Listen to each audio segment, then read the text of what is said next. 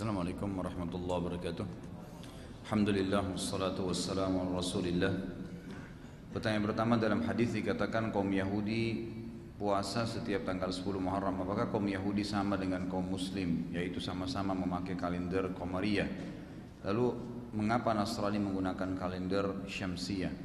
Allahu alam, masalah Yahudi memakai kalender Qamariyah atau tidak, tapi mereka tahu khusus 10 Muharram itu mereka tahu. Dan sesuai dengan sabda Nabi SAW, kita tidak pernah tahu bagaimana kehidupan orang Yahudi dan bagaimana perhitungan tanggal mereka. Khususnya saya secara pribadi ya. Tapi dalam hadis dijelaskan memang mereka berpuasa pada hari itu.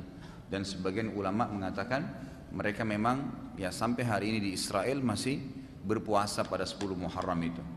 Kalau kenapa Nasrani menggunakan ya Syamsiyah, itu Nasrani mengambil kalender dari ya Isa alaihissalam ya, tahun Masehi, gitu kan. Jadi mereka mengikuti tahun lahirnya Isa alaihissalam. Bagaimana Islam memandang inflasi, penurunan nilai mata uang dalam hal hutang piutang? Bukankah hutang 1 juta yang dibayar tahun depan nilainya sudah turun? Jadi yang saya tahu Allahu alam, tetap saja Islam 1 juta kita utang 10 tahun lalu, ya dibayar 1 juta, gitu kan? Dibayar 1 juta. Walaupun nanti nilainya sudah turun. Allahu alam, itu memang sudah begitu. Kalau uang ya, bentuk uang, berapa yang kita pinjamkan begitu yang dikembalikan sesuai dengan. Misal orang pinjam di zaman Nabi SAW 1 dirham ya, di awal hijrahnya Nabi SAW, ada yang bayar tahun 7 Hijriah, tahun 7 Hijriah, mereka tetap membayar dengan 1 dirham, tidak ada perubahan walaupun sebenarnya berbeda nilainya dengan 7 tahun yang lalu, kecuali dalam bentuk benda. Kata para ulama, memang benda itu dasarnya bernilai. Misal dulu membeli tanah dengan nilai 1 juta, sekarang tanah itu sudah bernilai 10 juta, gitu kan. Pada saat kita membeli tanah atau meminjamkan uang untuk beli tanah tersebut, kita memberikan syarat, misalnya nanti pada saat tanah ini saya mau dibayar utang kamu ini dengan syarat kamu nanti kalau sudah menjual tanah itu dan dinilai dengan nilai pada saat kamu jual, misalnya, gitu kan, tetap 1 juta tapi nilainya nanti pada saat penjualan, gitu kan. Jadi itu mungkin Allahu alam masih ada celah di mana dia dibolehkan. Tapi setahu saya tetap saja sama, gitu kan, kecuali benda. Sama halnya emas yang bernilai, gitu kan. Kita pernah pinjamkan 10 gram ya dikembalikan 10 gram, walaupun misalnya sekarang nilainya kalau di rupiah lebih mahal. Sudah begitu. Dalam undang-undang perpajakan yang masih kurang bayar ditambah bunga saat ditagih. Bagaimana pandangan syariat tentang ini? Bolehkah bunganya tidak kita bayar? Setahu saya memang tidak boleh, itu riba. Itu adalah riba dan tidak boleh sebenarnya. Masalah kasus pemerintah kita melakukan yaitu pelanggaran syar'i. Secara syar'i nggak boleh. Kalau masalah orang tidak mau bayar bunganya, ya itu hak Anda. Itu memang riba. Kita sebagai muslim boleh saja tidak patuh pada hal ini ya. Dan kita bisa membahasakan, setahu saya seseorang warga negara Indonesia itu masih bisa kantor pajak dan negosiasi, ya kan? Itu bisa disampaikan. Saya tahu ada beberapa orang yang memang terlambat pembayaran pajak kena bunga, lalu mereka negosiasi kalau mereka tidak mau bayar bunganya dan mereka cuma bayar pokoknya dan dibayar langsung semua pokok yang tertunggak, maka itu tidak ada masalah, bisa dimaafin. Apakah boleh menjawab salam ketika kita membaca Al-Quran, sedang berdoa atau sedang berzikir? Boleh saja, yang penting jangan sholat. Karena kalau lagi sholat, kalau dalam ibadah ya, nggak boleh bicara kecuali bacaan sholat, gitu kan? Begitu pula tidak itu kalau dalam ibadah. Kalau di luar ibadah, di tempat-tempat yang kita dilarang untuk menyebutkan nama Allah, seperti mohon maaf, azzakumullah, semoga Allah muliakan anda semua, itu di WC, ya itu tidak dibolehkan menyebutkan nama Allah. Maka di sini tidak boleh kita menjawab salam. Itu kalau di tempat yang dilarang. Kalau dalam ibadah cuma dalam sholat saja yang kita tidak boleh menjawab salam. Di luar itu boleh saja, lagi mengaji orang salam kita berhenti sebentar jawab salamnya lalu lanjut lagi ayatnya, nggak ada masalah. Begitu pula dengan berdoa dan seterusnya. Bolehkah kita mencabut tanaman yang tumbuh sembarangan dan tidak beraturan? Boleh kalau untuk merapikan, nggak ada masalah. Rumput-rumput liar itu dibolehkan, tidak ada masalah. Itu sudah disepakati oleh para ulama, kecuali di wilayah Haramain, di wilayah Mekah dan Madinah itu darurat sekali baru dicabut. Sebagaimana kita tahu di wilayah haram tidak boleh dicabut sembarangan pohonnya, tidak boleh dibunuh hewan-hewannya kecuali dalam keadaan darurat. Apa hukumnya bersiul? Nggak boleh. Ya, ada larangan dalam hadis itu. Bersiul itu tidak dibolehkan. Kalau ada yang mengatakan siul itu karena memanggil syaitan, itu tidak ada dalilnya. Tapi bersiul secara umum itu dianjurkan untuk tidak dilakukan karena itu adalah simbol orang-orang non-muslim. Sama dengan tepuk tangan, yang saya tahu bersiul dan tepuk tangan dua-duanya dilarang. Dua-duanya dilarang. Diambil juga daripada tradisi orang-orang kafir Quraisy. Mereka kalau tawaf di Mekah, kata Allah di Ka'bah, kata Allah SWT, illa muka'an wa tasdiyah. Mereka itu muka dan tasdiyah. Muka itu sebagian ulama mengatakan bersiul. Jadi orang Quraisy itu kalau tawaf mereka sambil bersiul dan sambil tepuk tangan. Allah SWT mengharamkan itu dilakukan, gitu kan? Baik itu dalam keadaan memang lagi tawaf atau secara umumnya bagi muslim, seorang muslim. Masya Allah.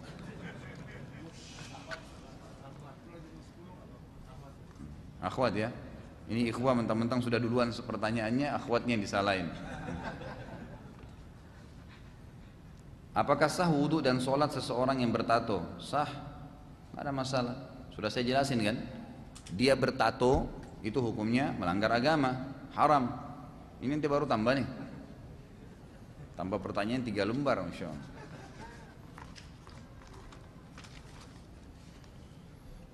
Jadi sah saja dia menato dirinya berdosa. Tato itu sendiri nggak boleh, itu kan dilarang, merusak badan, itu tidak dibolehkan, memasukkan tinta dan seterusnya. Tapi apakah sah sholat dan wudhu orang yang bertato? Sah, nggak ada masalah, karena tidak masuk dalam hal-hal yang membatalkan sholat. Yang batalkan sholat kan jelas, tidak ada wudhu, ada najis di badan, gitu. Tato itu bukan najis. Jadi ini bukan berarti membolehkan tato ya, karena tato itu ada bab sendiri, dilarang, gitu kan. Apakah apabila kita melihat kucing ditendang, bolehkah kita membalasnya? Nanti Tuhannya yang balas, Allah Subhanahu wa taala. Enggak usah Anda. Hanya tendang-tendangan berlanjut lagi.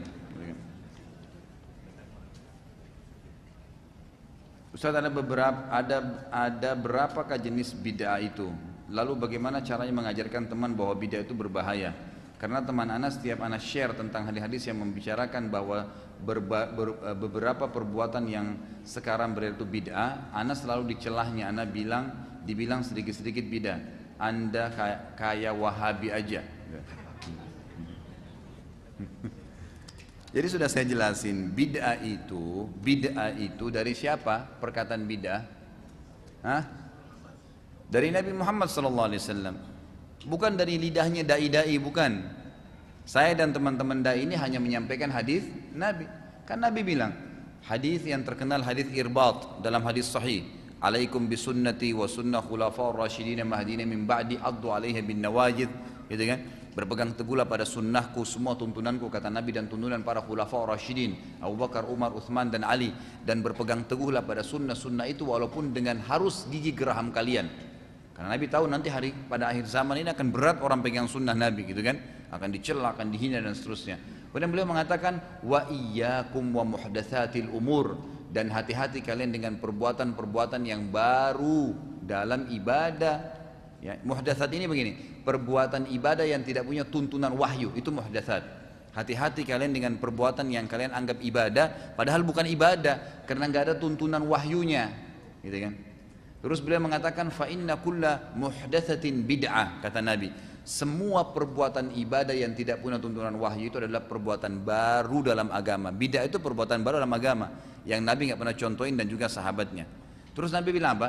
Wa inna kulla bid'atin dhalalah. Semua bid'ah itu membawa pelakunya pada kekeliruan dan kesesatan. Nabi yang sabda itu. Nabi kita yang berbicara hadis sahih. Lalu beliau mengatakan wa inna dhalalatin finnar, dan kekeliruan dan kesesatan dalam ibadah, buat ibadah yang tidak Allah perintahkan dalam Qur'annya dan juga Nabinya contohkan dalam sunnah, akan membawa pelakunya pada api neraka karena sia-sia. Jelas sabda Nabi. Dalam hadis riwayat Muslim yang lain kata Nabi SAW, man ahdatsa fi amrina hadza ma laysa minhu fa huwa raddun aw mardud. Siapa yang berbuat ibadah yang tidak kami contohkan akan ditolak atau tertolak. Jelas sekali. Ngapain repot-repot ibadah yang tidak ada tuntunannya itu, yang ada tuntunannya aja sudah repot dikerjakan. Jadwal kita tuh rutin sudah ada yang ada sunnahnya, ada qobliyah subuh, ada subuhnya, kemudian ada zikir pagi. Coba jaga tuh. Saya tanya ikhwah di sini yang sudah rutin jaga ma'thurat zikir pagi. Tiap hari rutin kan terjaga on time? Itu aja kita kadang-kadang masih kelepasan gitu kan. Zikir pagi, habis itu sholat duha. Sholat duha sudah nggak 8 rakaat, udah dikerjain belum? Sudah rutin belum terjaga. Kemudian sebentar kita bekerja sudah duhur, ada qobliyah duhur, ada ba'diyah duhur, itu sudah rutin. Kemudian sebentar istirahat ada qobliyah asar, ada zikir sore. Sebentar istirahat ada qobliyah maghrib, ada ba'diyah maghrib. Sebentar istirahat ada qobliyah isya, ba'diyah isya. Sebentar istirahat ada tahajud. Ini baru yang rutin. Belum tilawah Al-Qur'annya, belum bersedekahnya, belum juga orang sakit, belum bakti dengan orang tua, belum silaturahim, belum banyak. Itu semua ada perintahnya, kenapa nggak dikerjain? Kenapa kok harus repot-repot cari perbuatan bid'ah ini untuk apa? Itu ngabisin waktu dan tidak diterima, saudaraku, gitu kan? Jadi kalau anda mengingatkan orang masalah bid'ah, lalu anda dikatakan Wahabi, nggak apa-apa deh kalau dibilangin Wahabi, sudah. Orang ingat ini baik sunnah Nabi kok malah dibilangin Wahabi. Nggak pernah ada istilah Wahabi di zaman Nabi. Semua ustadz subhanallah yang dikatakan Wahabi pasti lisannya mengatakan qala Rasulullah, dikatakan Wahabi. Ya sudah biarin aja bilang Wahabi deh. Habis gimana sudah dikatakan Nabi mengingatkan, dia enggak. Nabi nggak pernah kerjain, saudaraku, nggak apa-apa. Loh subhanallah, nabimu dan kiaimu nggak pernah buat, kamu berani mau buat, gimana caranya? Buat-buat dalam agama, nggak boleh gitu kan? Ingatin saja, kalau masalah dia bilang anda ini selalu sedikit-sedikit bid'ah, ya sudah, yang penting kita sudah ingatin gitu kan, supaya jangan salah. Karena masalahnya yang dia buat memang bid'ah, jadi diingatin. Kalau dia buat sunnah, masa kita mau ribut-ribut? Nggak mungkin kan? Ingat, rivalnya sunnah bid'ah, lawannya itu.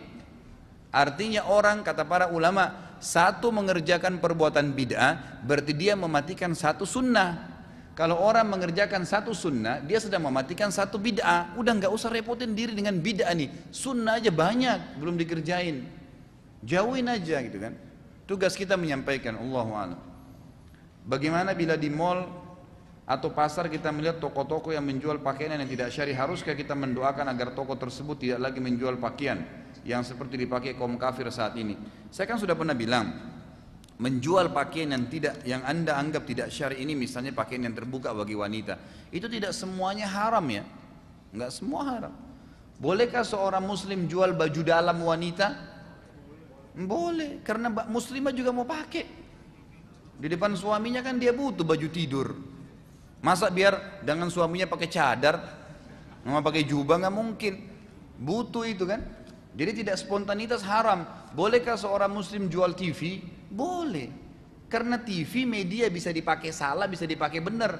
Nggak boleh diharamkan itu. Kecuali muslim jual khamar, nah itu haram mutlak, nggak boleh. Jadi jangan disalahin kan. Masalah kita mengatakan mudah-mudahan nanti dia bisa menjual baju yang lebih syar'i, ya silahkan. Tapi jangan divonis itu salah, ya. Itu tidak salah. Kita harus bijaksana di sini. Assalamualaikum warahmatullahi wabarakatuh. Sebenarnya bagaimana sejarah terjadinya budaya Maulid Nabi? Ada yang bilang itu dimulai era Salahuddin, ada yang bilang dimulai dari Bani Fatimiyah. Apakah Bani Fatimiyah itu adalah Syiah? Sudah saya jelaskan panjang lebar nih. Tapi saya ingatkan kembali deh. Mudah-mudahan yang sudah sering dengar nggak apa-apa, kupingnya jangan panas ya. Ini mungkin sudah 70 kali saya ulangin sejarahnya nih. Jadi dinasti Fatimiyah, kerajaan Fatimiyah itu memang kerajaan Syiah Ismailiyah. Syiah Ismailiyah yang berdiri dulunya di Maroko, kemudian pindah ke Kairo, ke Mesir. Mereka berkuasa itu di zaman kerajaan Abbasiyah, munculnya mereka itu. Berkuasa di Mesir kalau tidak salah sekitar hampir 200 tahunan, jangan gitu. Dan memang mereka berfaham Syiah. Pada saat itu masyarakat Mesir berfaham Sunni. Salahuddin al-Ayyub adalah salah satu panglima perangnya Nuruddin Az-Zinki. Siapa Nuruddin Az-Zinki ini? Nuruddin Az-Zinki ini gubernurnya Khalifah Abbasiyah di wilayah Irak, gitu kan? Di wilayah Irak, di salah satu wilayah Irak lah. Kemudian diutuslah Nuruddin Az-Zinki ini mengutus Salahuddin al-Ayyub ke Mesir untuk mempertahankan Mesir, karena pada saat itu dinasti Fatimiyah memang sudah sangat lemah. Dan memang pada saat itu pasukan salib akan masuk ke Mesir. Itu kan wilayah kekuasaan Islam ya. Maka datanglah Salahuddin al-Ayyub ke sana, kemudian dinasti Fatimiyah runtuh. Ya, dengan sendirinya masyarakat Mesir sudah tidak menyukai khalifahnya pada saat itu karena dia memaksa pemahaman Syiah kepada masyarakat Mesir. Kemudian memang pada saat itu pasukan salib akan masuk dan memang mereka tidak bisa lagi punya kekuatan untuk membendung pasukan salib. Maka orang-orang Sun di Mesir menerima pasukan Salahuddin Ayyubi dan Salahuddin ternyata betul berhasil dengan kekuatan militernya melawan pasukan salibis dan dikalahkan oleh Salahuddin. Maka Salahuddin akhirnya dinobatkan oleh Nuruddin Az-Zinki untuk menjadi gubernur di Mesir. Dan pada saat itu terhapuslah dinasti Fatimiyah. Salah satu tradisi Fatimiyah adalah membuat acara maulid. Dan waktu itu mereka buat 6 macam maulid. Maulidnya Nabi SAW, Hasan, Husain, Fatimah, Ali dan raja mereka. Dan sampai hari ini di Iran mereka masih buat itu. Sejarahnya itu. Dan awal kisahnya kenapa mereka buat maulid, karena mereka terpengaruh dengan wilayah Romawiya yang berada di belakang wilayah Alexandria di Mesir itu mereka terpengaruh di sana ya dengan orang-orang Romawi, negeri Syam lah sekarang ya, sebagian wilayah Syam itu mereka terpengaruh karena mereka punya hari lahirnya Isa. Maka orang-orang Syiah ini juga menarik untuk mengambil ya hari lahirnya Nabi Muhammad SAW. Lalu mereka buatlah supaya bukan cuma sekedar hari lahir, dibuat acara, disusunlah zikir-zikir yang seperti kita tahu sekarang. Kemudian mereka melakukannya, banyak orang-orang yang lakukan maulid tidak paham nih. Orang-orang Syiah melakukan maulid, Anda kalau tanya itu yang faham, pada saat di pertengahan mereka baca salawat dan mereka berdiri sambil meletakkan tangan di dada atau di bawah perutnya, gitu kan? Ini kebetulan saya tahu, dulu saya waktu sebelum belajar di Madinah sempat mendampingi salah satu keluarga saya, itu ketuanya waktu itu di Sulawesi Selatan kebetulan. Jadi waktu sebelum itu saya tahu betul apa yang mereka baca dan saya hafal waktu itu ya. Nah pada saat itu ternyata keyakinan mereka, kalau mereka berdiri mereka yakin ruhnya Nabi SAW sedang lewat. Dan ini berbahaya sekali, pemahaman ini berbahaya sekali, secara syar'i tidak ada. Membuat acara maulidnya tidak pernah di zaman Nabi SAW diperintahkan dan para sahabat. Zikir yang disusun juga itu tidak pernah Nabi SAW contohkan. Dan mereka menambah lagi dengan menganggap ruhnya Nabi sedang datang. Maulid Nabi berkembang karena ada perbuatan bid'ah yang Nabi tidak pernah contohkan, maka dihiasi sama syaitan. Dulu orang baca setahun sekali, sekarang dia apa? Baca setiap pindah rumah, setiap mau pergi haji, ada kematian, malam Jumat. Ini maulidnya Nabi berapa kali nih? Loh hari lahirnya Nabi berapa kali nih ceritanya? Sampai berulang-ulang diadakan. Seperti sudah tidak ada zikir lain kecuali harus melakukan ibadah itu. Bahkan yang kita sayangkan, semoga Allah berikan hidayah, sebagian orang di Jakarta ini jadikan sebagai tempat ajang mengumpulkan duit, gitu kan? Acara maulid diadakan langsung kemudian sumbangan sekian orang masuk biaya dan seterusnya. Ini, dari mana ini? Kalau Anda cinta kepada Nabi SAW, Anda mestinya melawan itu, menolak bid'ah itu, karena Nabi larang, nggak boleh. Kalau kita tanya Nabi pernah acara maulid nggak? Nggak pernah. Mereka sendiri bilang gitu. Saya pernah tanya langsung, nggak pernah. Lalu kenapa Anda buat? Kan ini bagus, ngerayain hari lahir Nabi. Loh Nabi mau nggak pernah buat? Nabi sendiri yang terima wahyu dari langit nggak pernah buat, kok kamu bisa buat? Tuh dari mana ceritanya? Tapi kadang-kadang subhanallah syaitan menghiasi untuk sebagian orang dan dia merasa dirinya benar. Ini nggak boleh sebenarnya, sejarahnya memang begitu. Jadi tidak pernah ada perintah dari Nabi SAW, tidak pernah contoh dari para sahabat, dan munculnya justru ya kurang lebih itu muncul di 400 tahun ya setelah Nabi SAW meninggal dunia. Allahu alam, ini atau 500 tahun setelah itu baru muncul acara maulid ini, dan itu juga tidak pernah dicontohkan oleh para sahabat. Dan Salahuddin Al-Ayyub akhirnya mengubah. Beliau tanya pada masyarakat Mesir, waktu itu dalam buku-buku sejarah disebutkan, kenapa kalian buat maulid ini? Mereka bilang untuk mengenang hari lahirnya Nabi atau mengenang sejarahnya Nabi. Maka Salahuddin mengubah tradisi itu di Mesir dan membuat sayembara penulisan sejarah Nabi. Maka akhirnya pada saat itulah mulai bermunculan buku-buku tentang sejarah Nabi Sallallahu Alaihi Wasallam. Beliau mengalihkan itu, jadi jangan sampai menjadi acara ibadah, tapi sejarah Nabi bisa dikenang dengan cara menulis buku. Allahu a'lam. Bila mana sedang bermain sosial media, bagaimana caranya kita ingkar mungkar terhadap hal-hal buruk di halaman sosial media kita? Apakah hanya dengan doa atau misalnya bisa kita memberikan komentar, "Ukhti jangan lupa tutup auratnya" dan seterusnya? Ya semampunya Anda, gitu kan? Ingkar mungkar harus semampunya, tapi intinya tidak boleh tidak ingkar mungkar ya. Harus kita ingkar mungkar semampunya. Ya, siapa yang lihat kemungkaran pungkiri dengan tangannya, tidak mampu dengan lisannya, tidak mampu dengan hatinya. Anda lihat kondisi Anda sendiri, ya, sesuaikan dengan hadis ini.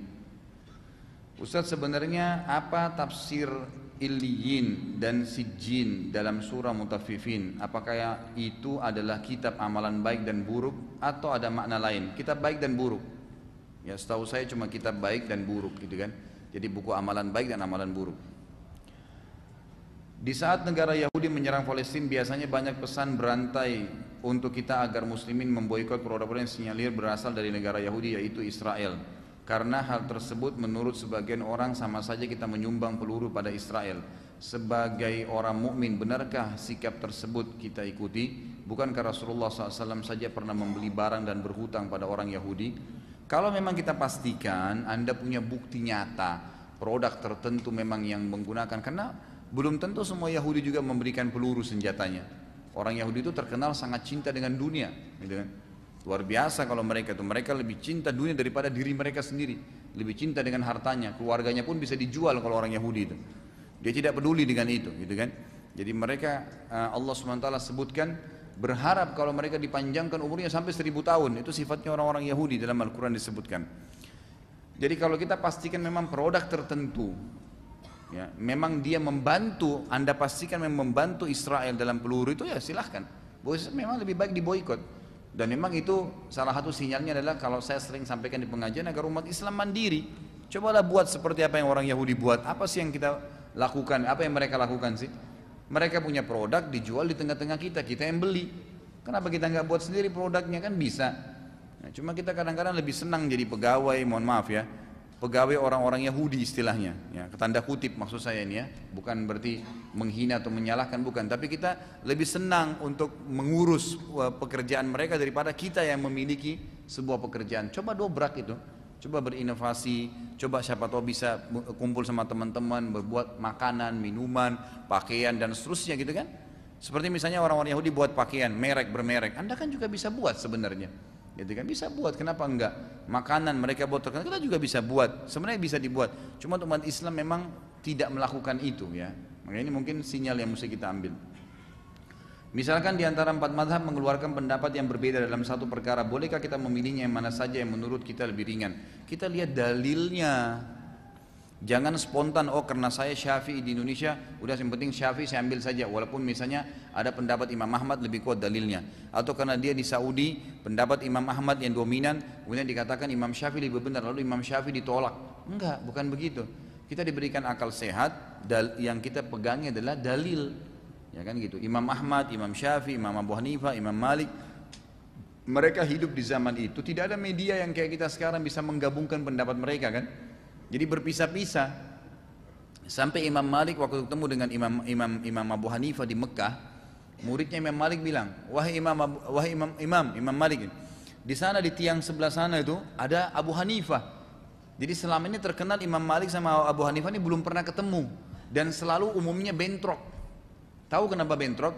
Abu Hanifah hidup di Irak, gitu kan? Ini Abu Hanifah ini meninggal tahun 150 Hijriah, bertepatan dengan tahun lahirnya Imam Syafi'i. Jadi Imam Syafi'i nggak pernah ketemu sama Abu Hanifah, tapi dia adalah imam madhab, gitu kan? Maka selalu di tempatnya di Irak waktu itu di Kufa, tempatnya Imam Abu Hanifah ini terkenal banyak hadis-hadis bohong. Maka beliau akhirnya menolak hadis ahad. Ahad ini hadis satu jalur. Fulan sahabat Nabi itu ahad, satu jalur, nggak ada sahabat lain, nggak ada jalur lain gitu. Nah beliau nolak tuh hadis ahad karena beliau takut jangan sampai pada zaman itu ada hadis-hadis bohong. Beliau cuma terima hadis yang mutawatir. Mutawatir ini lawannya ahad ya, jalurnya banyak. Jalur A, B, C sahabat, jalur A, B, D, E, F sahabat, terus gitu jalurnya banyak. Jadi hadisnya sahih. Semua mutawatir itu umumnya hadisnya sahih. Jadi kan umumnya hadisnya disahihkan karena banyak jalurnya, satu sama lain saling menguatkan. Ama Imam Malik terbalik, hadis ahad diterima semua oleh Imam Malik. Yang penting jalurnya benar. Kenapa? Karena Imam Malik tinggal di kota Madinah. Bahkan Imam Malik disebutkan dalam bagian daripada penjelasan ilmu usul fikihnya Imam Malik, beliau mengatakan qaul wa af'al, ya kan? Ahli Madinah hujjah. Beliau mengatakan kalau tidak ditemukan dalil dalam satu perbuatan atau perkataan atau sebuah benda seperti takaran misalnya, maka beliau mengatakan perkataan dan pernyataan serta bendahnya penduduk Madinah itu hujjah. Maka beliau pernah waktu ditanya tentang takaran, Imam Abu Hanifah punya takaran untuk mengukur zakat fitrah, gitu kan? Itu ngikutin orang Kufah, orang Irak. Takarannya berbeda dengan masyarakat Madinah. Imam Malik bilang enggak, Ini takarannya masyarakat Madinah, dari zaman Nabi mereka pakai nih. Nah gitu, jadi ini perselisihan lah gitu kan. Tapi masing-masing punya dalil. Akhirnya waktu muridnya Imam Malik bilang di sana, tiang sana ada Imam Abu Hanifah tuh. Imam Malik datangin, dialog lah berdua, gitu kan. Jadi dialog di antara kedua. Begitu selesai berdialog, murid-muridnya Imam Malik penasaran nih mau dengar. Wahai Imam, bagaimana tadi? Kata Imam Malik rahimahullah, beliau memuji Imam Abu Hanifah, beliau mengatakan, Allah telah memudahkan saya bertemu dengan seseorang yang kalau dia mau buat tiang masjid ini berbicara, bisa berbicara. Artinya saking luar biasa ilmunya gitu. Dia tidak sembarangan gitu orang itu. Jadi akhirnya Imam Malik pun memuji Imam Abu Hanifah. Jadi karena di sini alasannya adalah alasannya dalil, argumennya apa? Benar atau enggak? Kan begitu. Imam Syafi'i mengatakan kepada Imam Ahmad, Imam Syafi'i ini lahir tahun 150, Imam Malik meninggal 179. Jadi Imam Syafi'i sempat belajar, ya, mengambil dari kitab Muwatta Imam Malik. Kemudian Imam Syafi'i ini sampai menjadi seorang alim besar. Dan salah satu muridnya namanya Ahmad bin Hanbal, imam mazhab yang lain. Tapi Imam Ahmad bin Hanbal lebih fokus ke masalah ilmu hadis, Imam Syafi'i lebih fokus ke masalah hukum fikih. Maka apa kata Imam Syafi'i kepada Imam Ahmad? Wahai Ahmad, kalau seandainya ada sesuatu yang sampai kepadamu dari Nabi SAW, hadis, gitu kan, yang bertolak belakang dengan pendapatku, sampaikanlah kepada kami, maka kami akan meluruskannya. Jadi Imam Syafi'i pun tidak fanatisme. Kalau ada yang benar, mana lebih benar diambil. Dan beliau mengatakan semua yang sesuai dengan hadis Nabi maka dia madhabku. Artinya tolak semua pendapat yang salah. Dan hampir semua imam empat begitu mengatakan. Jadi kita lihat dalilnya. Mana kira-kira dalil yang lebih kuat, lalu kita cenderung kepada dalil gitu kan. Terkadang saya pernah melihat ini kayaknya kertasnya hampir sama, satu orang yang bertanya nih. Terkadang saya pernah melihat dalam sebuah hadis terdapat dua status, misalnya sahih oleh Al-Hakim dan dinilai hasan oleh Syekh Albani. Lalu sebagai orang awam yang belum mengerti cara penilaian ilmu hadis, bagaimana hukum satu hadis tersebut? Gini aja, kalau sahih dan hasan terima. Kalau dhaif itu yang masih diperselisihkan. Jadi kalau ulama masih mengatakan, sebagian mengatakan sahih, sebagian mengatakan hasan, itu berarti masih boleh. Karena derajat yang diterima adalah sahih dan hasan. Yang diperselisihkan adalah dhaif, yang ditolak adalah maudhu, bohong, selesai. Itu konsep dasarnya. Teman saya pernah bekerja di satu perusahaan otomotif di bidang produksi motor. Dalam perusahaan tersebut karyawannya diwajibkan untuk memiliki motor merek perusahaan tersebut agar dibolehkan parkir di lokasi tempatnya bekerja. Sedangkan tidak adanya jemputan. Bagaimana bila orang tersebut mengambil kredit motor yang terdapat unsur riba di dalamnya? Dibolehkankah hal tersebut bila terdesak seperti kasus di atas? Nggak ada kata-kata terdesak dalam riba. Ya. Dalam masalah haram nggak ada kata-kata terdesak. Masalah orang bilang terdesak harus kredit, kalau enggak bisa punya rumah. Sama dengan orang bilang terdesak saya tinggal serumah dengan pezina, jadi terpaksa. Gitu. Nggak boleh, nggak masalah. Saya pernah nasihatin ada satu ibu tuh di Kelapa Gading waktu itu, dia tanya, Ustadz, saya kalau tidak kredit rumah sekarang, ya kan, saya mungkin nanti tahun-tahun depan akan mahal harga rumah. Saya bilang begini, maaf ya Bu, saya jelaskan dulu. Saya tanya dulu dan ibu tanya dengan hati nurani, jawab dengan hati nurani. Kalau ibu belum beli rumah sekarang dan ibu kontrak, kenapa? Kenapa kalau kontrak? Coba renungi kalimat ini ke dalam hati ya, jangan cuma tiba-tiba emosional, tidak.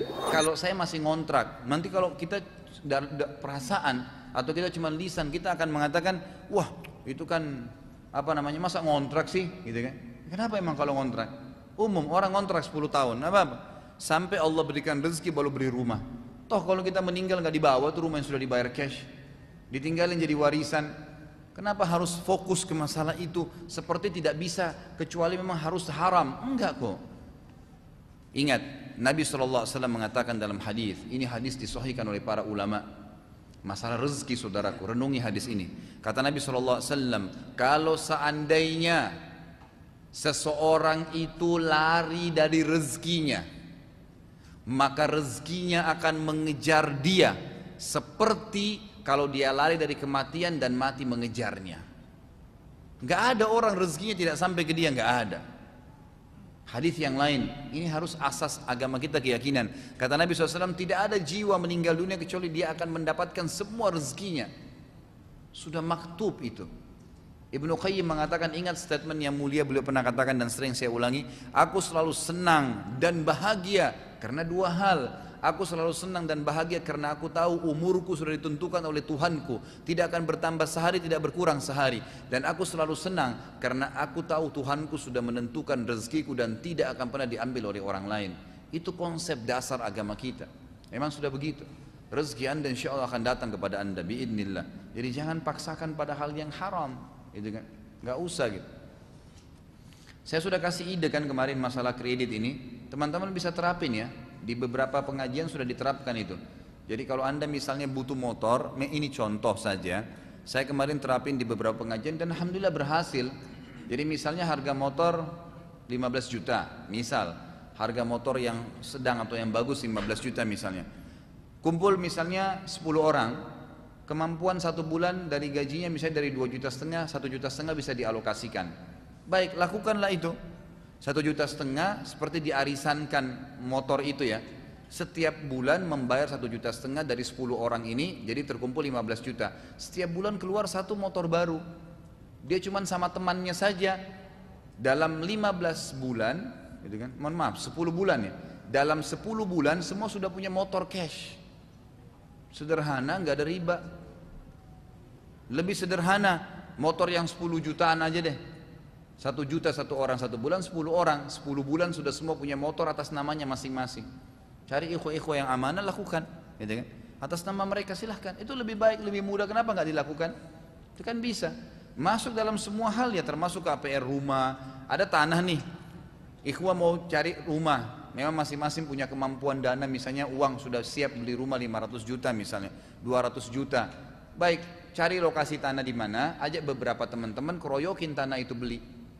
Kemudian bangunin pelan-pelan, sama-sama tinggal di sana 5 rumah, 6 rumah, bisa kan sebenarnya? Tidak, itu bisa tidak KPR, semestinya bisa begitu. Kalau mau ya, itu bisa dilakukan. Bagaimana hukumnya uang muka atau DP dalam transaksi jual beli? Kemudian dibatalkan oleh pembeli. Apakah kita kembalikan atau boleh kita ambil dengan alasan yang membatalkan adalah si pembeli mengikhlaskan? Apa boleh kita ambil darinya? Jadi tidak boleh ada haram, ya tidak boleh ada hangusnya uang muka, nggak boleh.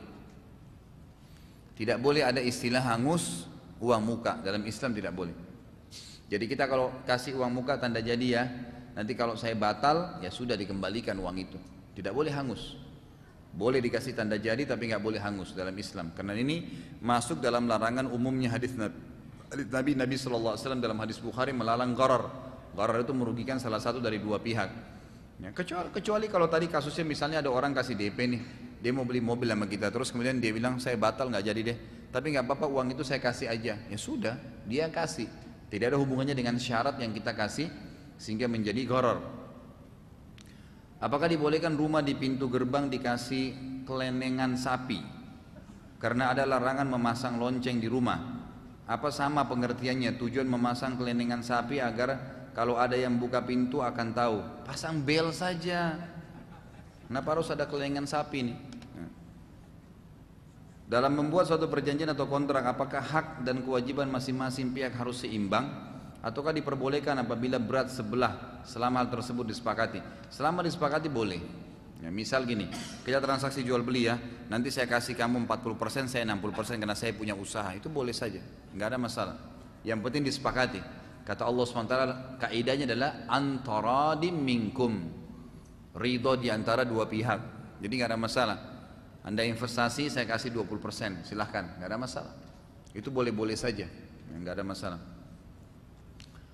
Apakah tawassul, tabarruk, ziarah kubur dan keramat wali termasuk ajaran Islam? Tawassul itu menjadikan sesuatu benda atau ibadah ya antara dia dengan Allah. Kalau itu benda, maka dibolehkan selama memang itu juga dibolehkan dalam ajaran Nabi SAW. Seperti misalnya menjadikan Ka'bah untuk tawaf, itu kan tawassul namanya itu ya. Jadi kita beribadah di situ tawaf karena ada perintah di benda itu, di Ka'bah itu. Padahal itu kan Ka'bah batu, tapi karena ada perintah kita bertawassul dengan Ka'bah ke Allah Subhanahu Wa Taala. Itu dibolehkan karena ada perintah. Tapi selain Ka'bah nggak boleh. Rumah kita misalnya kita nggak boleh tawafin, gitu kan? Loh iya ini betul karena tawaf itu kan ibadah. Jadi nggak boleh, harusnya di tempat yang sudah ditentukan itu kalau benda. Kalau bacaan atau zikir itu dibolehkan, seperti misalnya amal soleh umumnya ya, orang berdoa berzikir itu boleh saja. Yang tidak boleh bertawassul pada benda-benda mati yang tidak ada dianjurkan, seperti kekuburan, pohon dan seterusnya, kertas-kertas, tulisan. Tidak pernah Nabi SAW bertawassul dengan amal-amal seperti ini. Apalagi kalau tawassulnya syirkiyat, seperti minta-minta di kuburan, ya, minta-minta di pohon, ini semua tidak dibolehkan. Kalau tabarruk itu mengambil berkah. Ya, tabarruk ini sebagian ulama membahas secara panjang lebar sebenarnya ya, masalah tabarruk. Kalau tabarruk ini juga ada yang boleh, ada yang tidak boleh. Tabarruk yang dibolehkan itu seperti orang mengambil berkah dari ayat Al-Quran, membaca Al-Quran berharap ada berkahnya buat dia, gitu kan.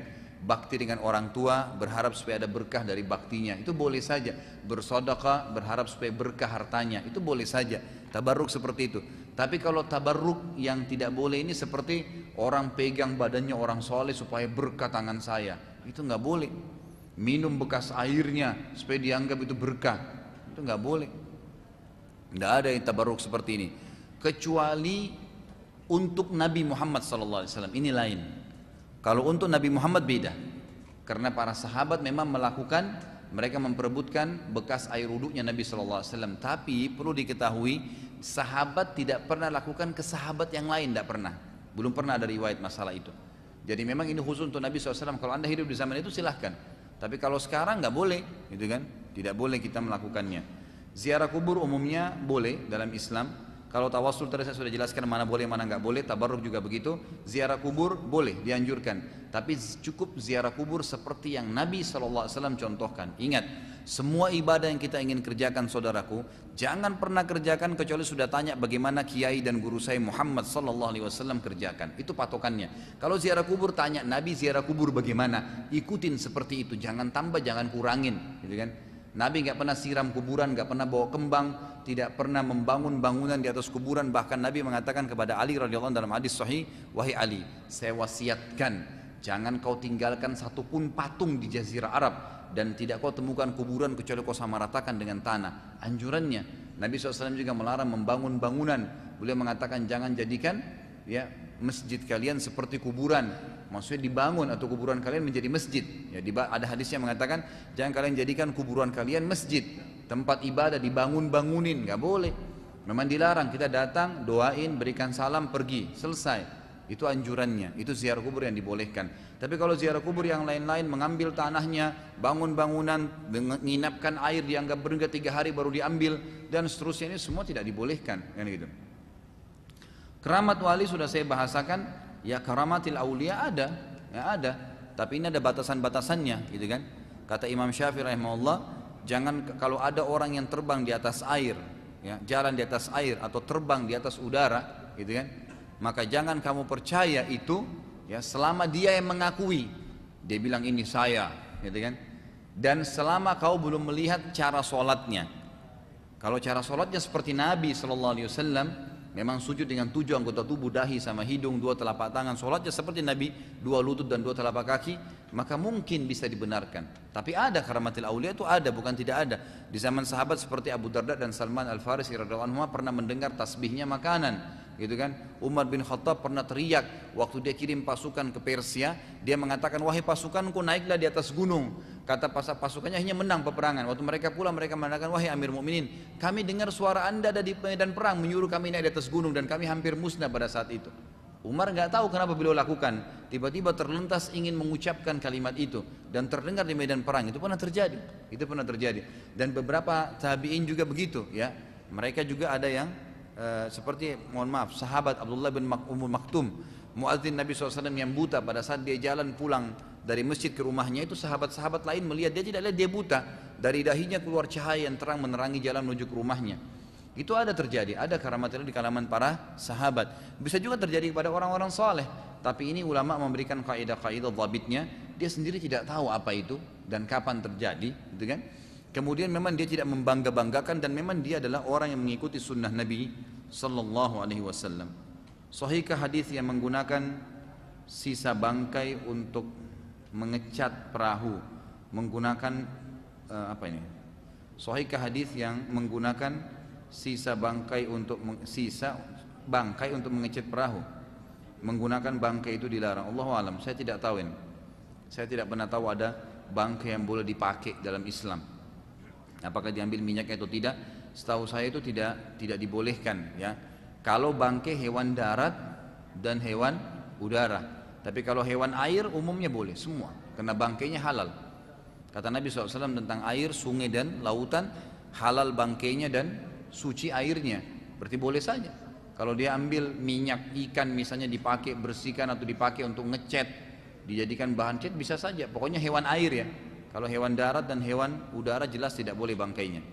Bagaimana dengan bahan bakar kita bensin yang berasal dari bangkai atau fosil hewan? Allahu alam. Saya tidak tahu kalau memang itu dari hewan-hewan yang dihalalkan, ya, sapi misalnya yang umumnya dihalalkan itu boleh-boleh saja.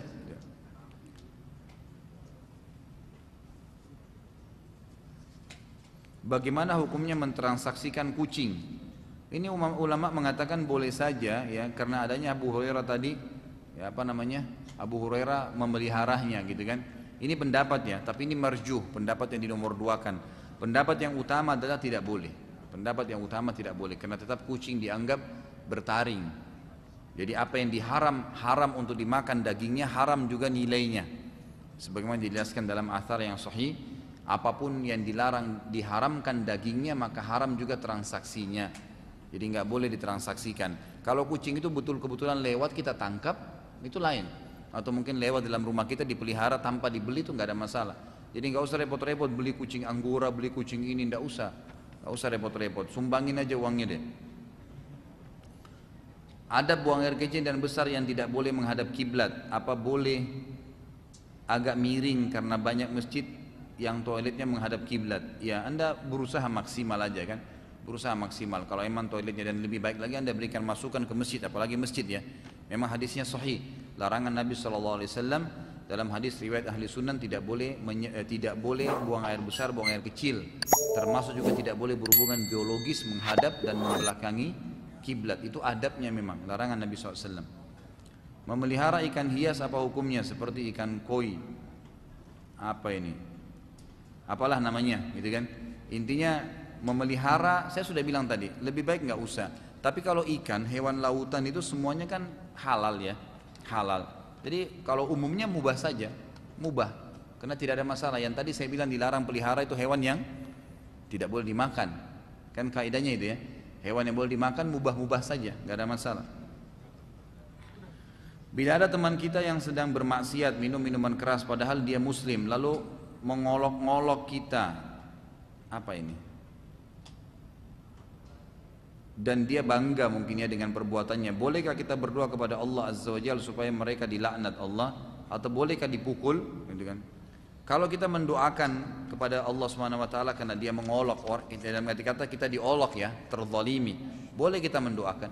Tidak ada masalah. Supaya Allah menghukumnya boleh saja. Tapi kan saya pernah bilang begini, dahulukanlah sifat penyayang daripada sifat marah.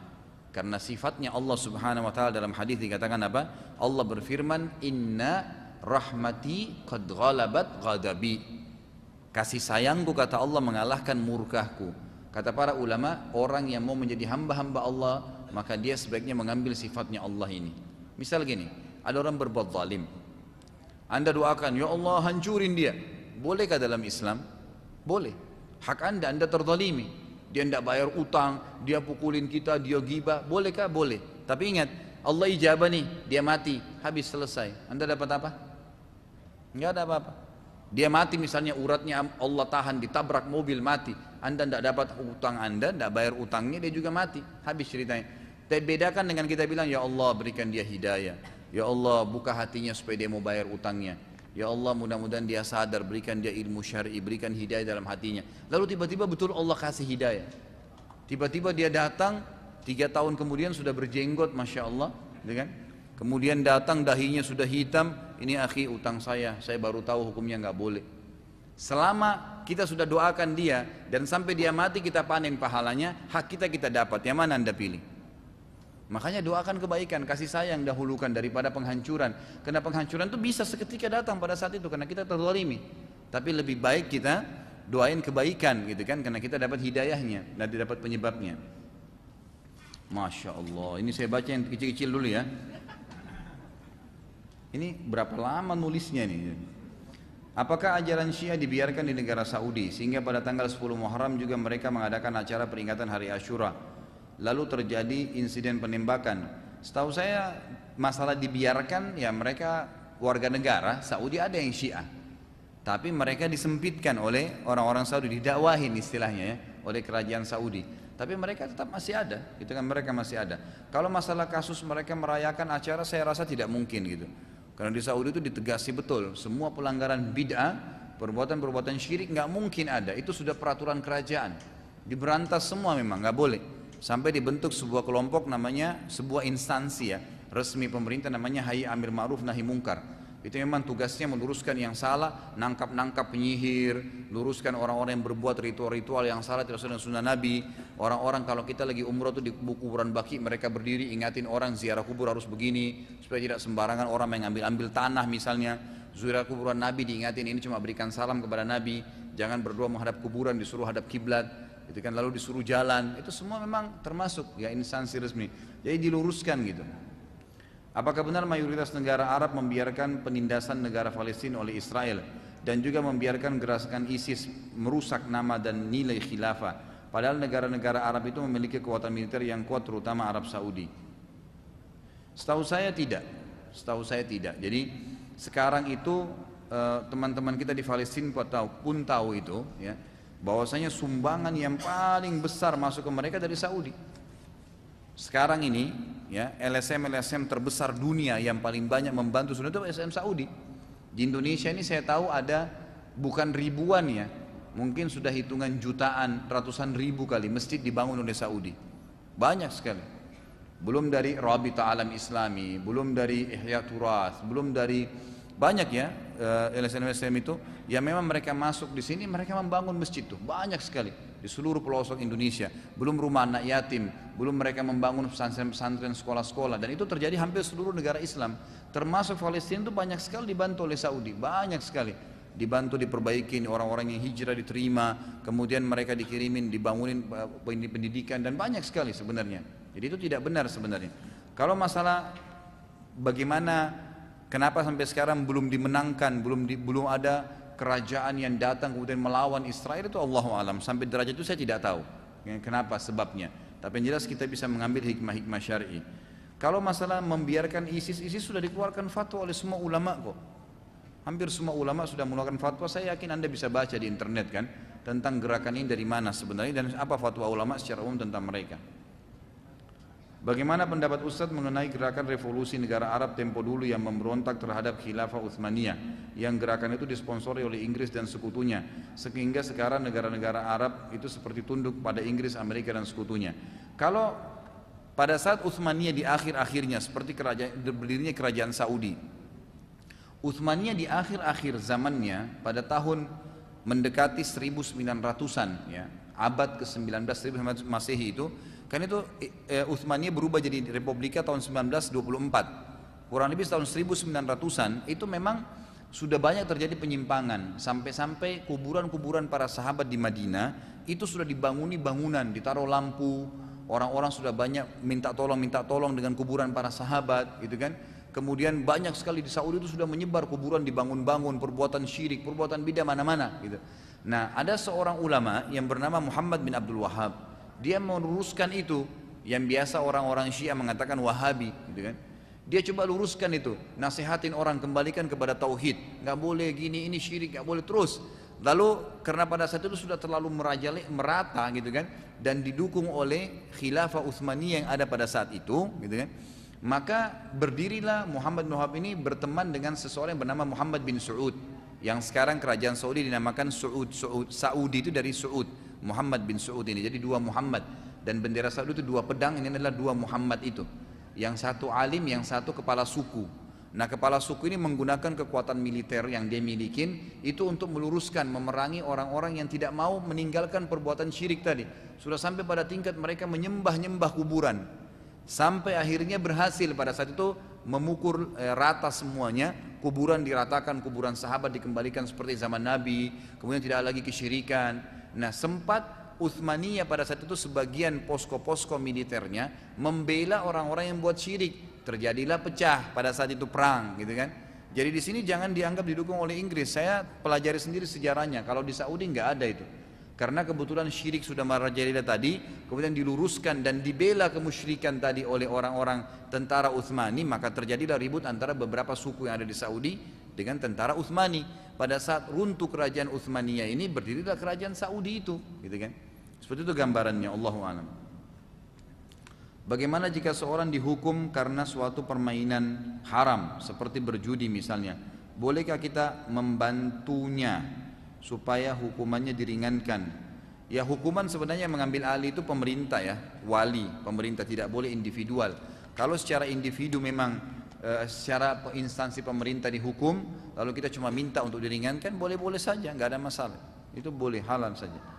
Bagaimana hukumnya menandai hewan ternak dengan menindi telinganya atau mewarnai bulu dan anggota tubuhnya? Menindi berarti memberikan rasa sakit, nggak boleh. Tapi kalau mewarnai boleh saja. Ini tidak ada masalah. Mewarnai selama itu tidak menyakiti. Seperti dicontohkan di daerah saya bahwasanya tujuan memelihara anjing itu bertujuan untuk berburu babi pada hari-hari libur ke hutan sebagai olahraga dan sambil membawa anjing ke hutan. Apa hukumnya memelihara anjing tersebut? Nggak boleh, karena jelas dia pakai berburu untuk yang haram. Yang tadi kita jelaskan itu dibolehkan kalau berburunya hal-hal yang dibolehkan, yang halal. Apa hukumnya istimna, sengaja mengeluarkan mani dengan tangan? Sama hukumnya dengan berzina? Beda. Onani itu hukumnya haram, termasuk haram, dan ini disepakati oleh para ulama. Tidak dibolehkan mengeluarkan air mani secara sengaja itu tanpa campur tangan pasangan halal. Dan ulama mengatakan ini berada di bawah zina. Dia termasuk perbuatan dosa, dan ini penyakit ya. Ini penyakit. Orang yang terbiasa melakukan onani itu maka dia tidak akan merasakan nikmatnya berhubungan biologis pada saat menikah. Kecuali kata para ulama memang yang lakukan adalah pasangannya. Karena dengan hikmah Allah Subhanahu wa taala dibolehkan. Jadi boleh istri melakukan pada suaminya, boleh melakukan oral seks, itu semua dibolehkan dalam Islam. Yang tidak boleh meletakkan kemaluan di dubur, hanya itu yang tidak boleh. Yang lain masih dibolehkan selama tidak ada ikrah. Ikrah itu paksaan, gitu kan? Jadi tidak boleh. Onani hukumnya haram. Rasulullah SAW memerintahkan untuk mewarnai uban dengan warna selain hitam. Bagaimana dengan mewarnai rambut yang belum beruban atau masih hitam? Semuanya dengan warna selain hitam. Boleh saja. Ulama sepakat mengatakan boleh mewarnai selain warna hitam. Masih lama? Bolehkah akikah menggunakan kambing betina? Boleh, nggak masalah. Yang penting tidak cacat. Jadi boleh kambing betina. Apa sebabnya? Apa sebab musababnya suami bercerai dengan istrinya? Allahu alam. Ya Allahu alam. Apa sebabnya gitu? Anda sendiri bisa jawab gitu kan? Kalau dikatakan apa gambaran syar'i yang membolehkan atau apa alasan syar'i yang membolehkan suami menceraikan istrinya, nah itu boleh saya jawab tuh, gitu kan. Tapi kalau sebab musababnya ya tergantung individual. Ada orang mungkin karena dia bosan, ada orang karena ini, ada orang karena itu, godaan syaitan, tidak paham agama banyak. Bolehkah kita mendoakan selain hidayah untuk non muslim seperti membalas salam, mendoakan kesehatan? Membalas salam boleh, tapi dengan waalaikum saja. Sudah saya jelaskan hukumnya ya. Nasrani mengatakan assalamualaikum, kita bilang waalaikum, itu saja, dan untuk kalian. Itu sesuai dengan hadis Bukhari. Tapi kalau mendoakan kesehatan, Allahu alam, saya tidak tahu. Yang boleh mendoakan hidayah. Untuk apa Anda doakan kesehatan? Hidayah lebih baik, hidayah lebih dia butuhkan, gitu kan? Semoga Allah berikan hidayah. Sudah Ustaz sekali, 10 kali doain, 100 kali doain, mungkin satu yang nyantol bisa dapat hidayah dia. Apa dalam Idul Kurban berserikat 7 orang untuk satu sapi? Ada dalilnya. Hadisnya sahih, riwayat Imam Ahmad, dibolehkan. Ya, dibolehkan untuk sapi dan unta berserikat sampai 7 orang, dan ini disepakati oleh jumhur ulama. Apa hukumnya memelihara hewan yang dilarang untuk dimakan dengan tujuan konservasi karena binatang tersebut terancam punah? Contoh harimau, burung elang, itu lain. Kalau memang diambil tujuannya untuk supaya tidak punah, dirawat, itu kan. Dan itu bukan secara individual dan bukan juga diternak. Ini apa ini? Jadi insya Allah nggak ada masalah. Apakah sunnah membaca ta'awudz dan basmalah setelah takbiratul ihram? Iya, sunnah. Hadis Bukhari. Nabi SAW menganjurkan di rakaat pertama saja ya, membaca a'udzubillahi samil alim minasyaitonir rajim, hadis sahih, dan membaca bismillah. Nabi SAW membaca bismillah. Syekh Jibril mewajibkan membaca bismillah, tetapi bismillahnya tidak jahar, tidak kerasin. Jadi Nabi SAW itu seringkali suara bismillahnya terdengar kecil dan al-fatihahnya baru besar. Itu dalam sholat. Tapi kalau di luar sholat bismillah dikerasin tidak ada masalah. Bolehkah sholat di belakang imam yang banyak melakukan bid'ah? Contohnya niat dilafadzkan dan doa kunut. Boleh, nggak ada masalah. Nggak ada masalah itu. Jadi dalam hadis kan dikatakan kalau kalian sholat dan imam mengimami kalian, kalau imamnya benar dia panen pahala kalian, kalau dia salah dia dapat hukuman dan kalian tetap dapat pahalanya. Jadi ulama mengambil hukum dari hadis ini ya, bahwasanya seseorang boleh sholat di belakang orang yang melakukan bid'ah, ya, kecuali bid'ahnya mukaffirah ya. Karena kalau masalah kunut, masalah lafaz itu kan bid'ah yang bukan mukaffirah, bukan sampai mengkafirkan, itu perbuatan bid'ah yang berdosa umumnya gitu kan. Tapi kalau mukaffirah itu kayak penyembah kuburan, ya kan, memakai jimat, dukun, berkedok kiai kemudian jadi imam. Nah ini semua nggak boleh, jelas mukaffirah, ya, sudah sampai pada tingkat mengkufurkan dia. Saya pernah membeli kucing untuk orang, apakah jual beli itu haram? Ya sudah saya jelaskan, tidak boleh, hukumnya haram dan Anda bertobat kepada Allah. Saat ini banyak orang yang membuat quote di sosial media dan tidak sedikit yang menukil dari Al-Quran dan hadis, seakan-akan kalimat tersebut milik dia. Apa pendapat antum? Saya tidak tahu maksudnya apa. Jadi kalau dia hanya memberikan saran, ya, dengan menggunakan dalil silakan, ya, gitu, tidak ada masalah. Tapi kalau maksudnya adalah mengambil firman Allah Subhanahu Wa Taala, lalu dia tidak menyebutkan kalau itu firman Allah, ini ditegur, ulama larang. Jadi tidak boleh seseorang mengatakan, misalnya hadis Nabi ini diambil matannya saja, isinya saja, lalu dia bilang seakan-akan statement dia itu nggak boleh. Sama dengan firman Allah, dua-duanya Al-Quran dan hadis tidak boleh, harus disebutkan qala Allah, qala Rasul alaihissalatu wassalam, gitu kan. Itu yang saya ketahui. Saya adalah seorang suami yang dimana istri saya telah meninggal 9 bulan lalu. Lalu saya ingin menikah lagi. Akhwat nih, ada yang nawarin diri nih. Tetapi di dalam hati selalu merasa tidak enak dan tenang. Bagaimana kiat-kiat agar saya tidak merasa hal tersebut? Menikah segera, insya Allah hilang tuh, ya, was-wasnya hilang. Saat Allah memerintahkan para malaikat untuk sujud kepada Nabi Adam alaihissalam, apakah sujud para malaikat sama dengan sujud manusia kepada Allah? Ya, itu pendapat jumhur ulama mengatakan sujudnya pada saat itu adalah sujud seperti sujud sholat kita sekarang.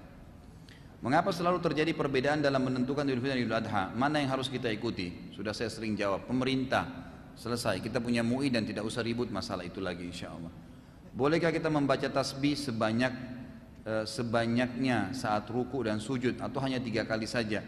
Batas maksimal adalah 10 atau 11 kali. Dalam riwayat kita harus tetap ada dalilnya ya. Jadi Nabi SAW mewajibkan membaca sekali tasbih pada saat ruku dan sujud dan menyunnahkannya 3 kali, dan beliau mengerjakan sendiri pribadi 10 sampai 11 kali. Maka ulama mengatakan batas maksimal adalah yang dikerjakan Nabi SAW, penentuan 10 sampai 11 kali.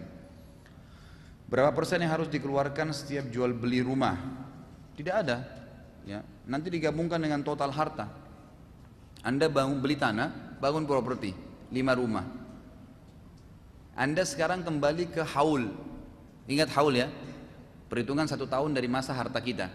Tentukan sendiri, misal saya tentukan Januari ke Januari misal, atau Ramadan ke Ramadan.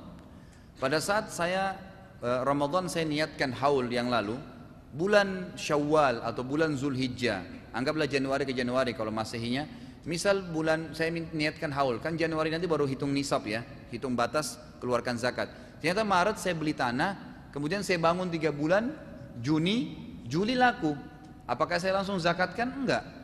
Tunggu haul 1 tahun, tunggu nanti digabungkan dengan total harta kita di bulan Januari. Jadi bukan pada saat transaksi itu. Jadi yang dikeluarkan zakatnya pada saat transaksi terjadi, ya, itu adalah panen pertanian, gitu kan, perkebunan. Nah itu pada saat haulnya, itu pada saat panennya. Kata Allah, wa'atu haqqahu yawma hasadih. Jadi berikanlah haknya pada hari dipanenkannya, itu kan. Dan juga yang segera dikeluarkan zakatnya itu adalah harta karun yang ditemukan langsung dikeluarkan zakatnya. Selain itu Allahu a'lam ada haul 1 tahun. Saya pernah mendapati kisah teman-teman dan anak balitanya tiba-tiba berkelakuan aneh saat maghrib, dan ada pula balita yang sering berkata ia melihat fulan padahal fulan bukanlah penghuni rumah tersebut, tidak sedang berada di rumah tersebut. Sebenarnya bagaimana cara kita melakukan penjagaan terhadap anak-anak saat maghrib, dan bagaimana menanggapi penglihatan anak atas sesuatu yang tidak kita lihat? Ruqyah sederhana, bacain ayat Al-Fatihah, ayat kursi, Al-Fatihah, Al-Falaq, An-Nas, ditiupkan di badannya. Kalau dia sering melihat, bukan di arah matanya, insya Allah dalam beberapa hari hilang itu, dengan izin Allah hilang. Tapi lakukan dengan keyakinan ya, itu namanya diruqyah, ruqyah syariah. Itu biasanya memang gangguan setan. Setan biasa masuk mengganggu anak-anak biasanya ya. Makanya anak-anak itu usahakan jangan didengarkan musik, kan gitu. Anak-anak itu dengarkan tilawah, itu termasuk cara-cara menamingnya. Kemudian sering kita membaca Al-Quran di dekat dia, sering perlihatkan dia kalau kita lagi sholat gitu kan. Jadi gerakan-gerakan ibadah umumnya, sehingga tidak ada celah bagi syaitan untuk masuk. Dan memang waktu maghrib ini ada larangan ya, kata Nabi SAW, kalau maghrib maka masukkanlah anak-anak kalian, karena sungguhnya syaitan mulai menyebar pada waktu maghrib itu.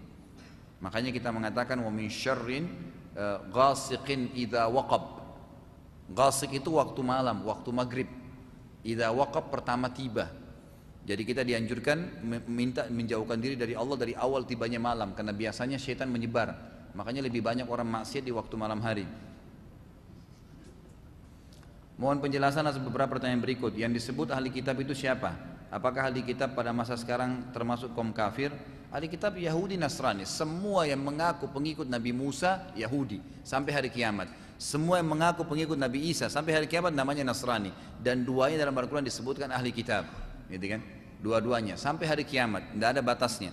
Jadi tidak bisa dibedain, karena statement Yahudi mengatakan ya Uzair anaknya Allah, dan Nasrani mengatakan Isa anaknya Allah dari zaman Nabi SAW sebelum diutus kok, bukan baru sekarang, gitu kan? Kitab mereka sudah diubah-ubah dari dulu, bukan baru sekarang. Al-Quran datang meluruskan penyimpangan itu.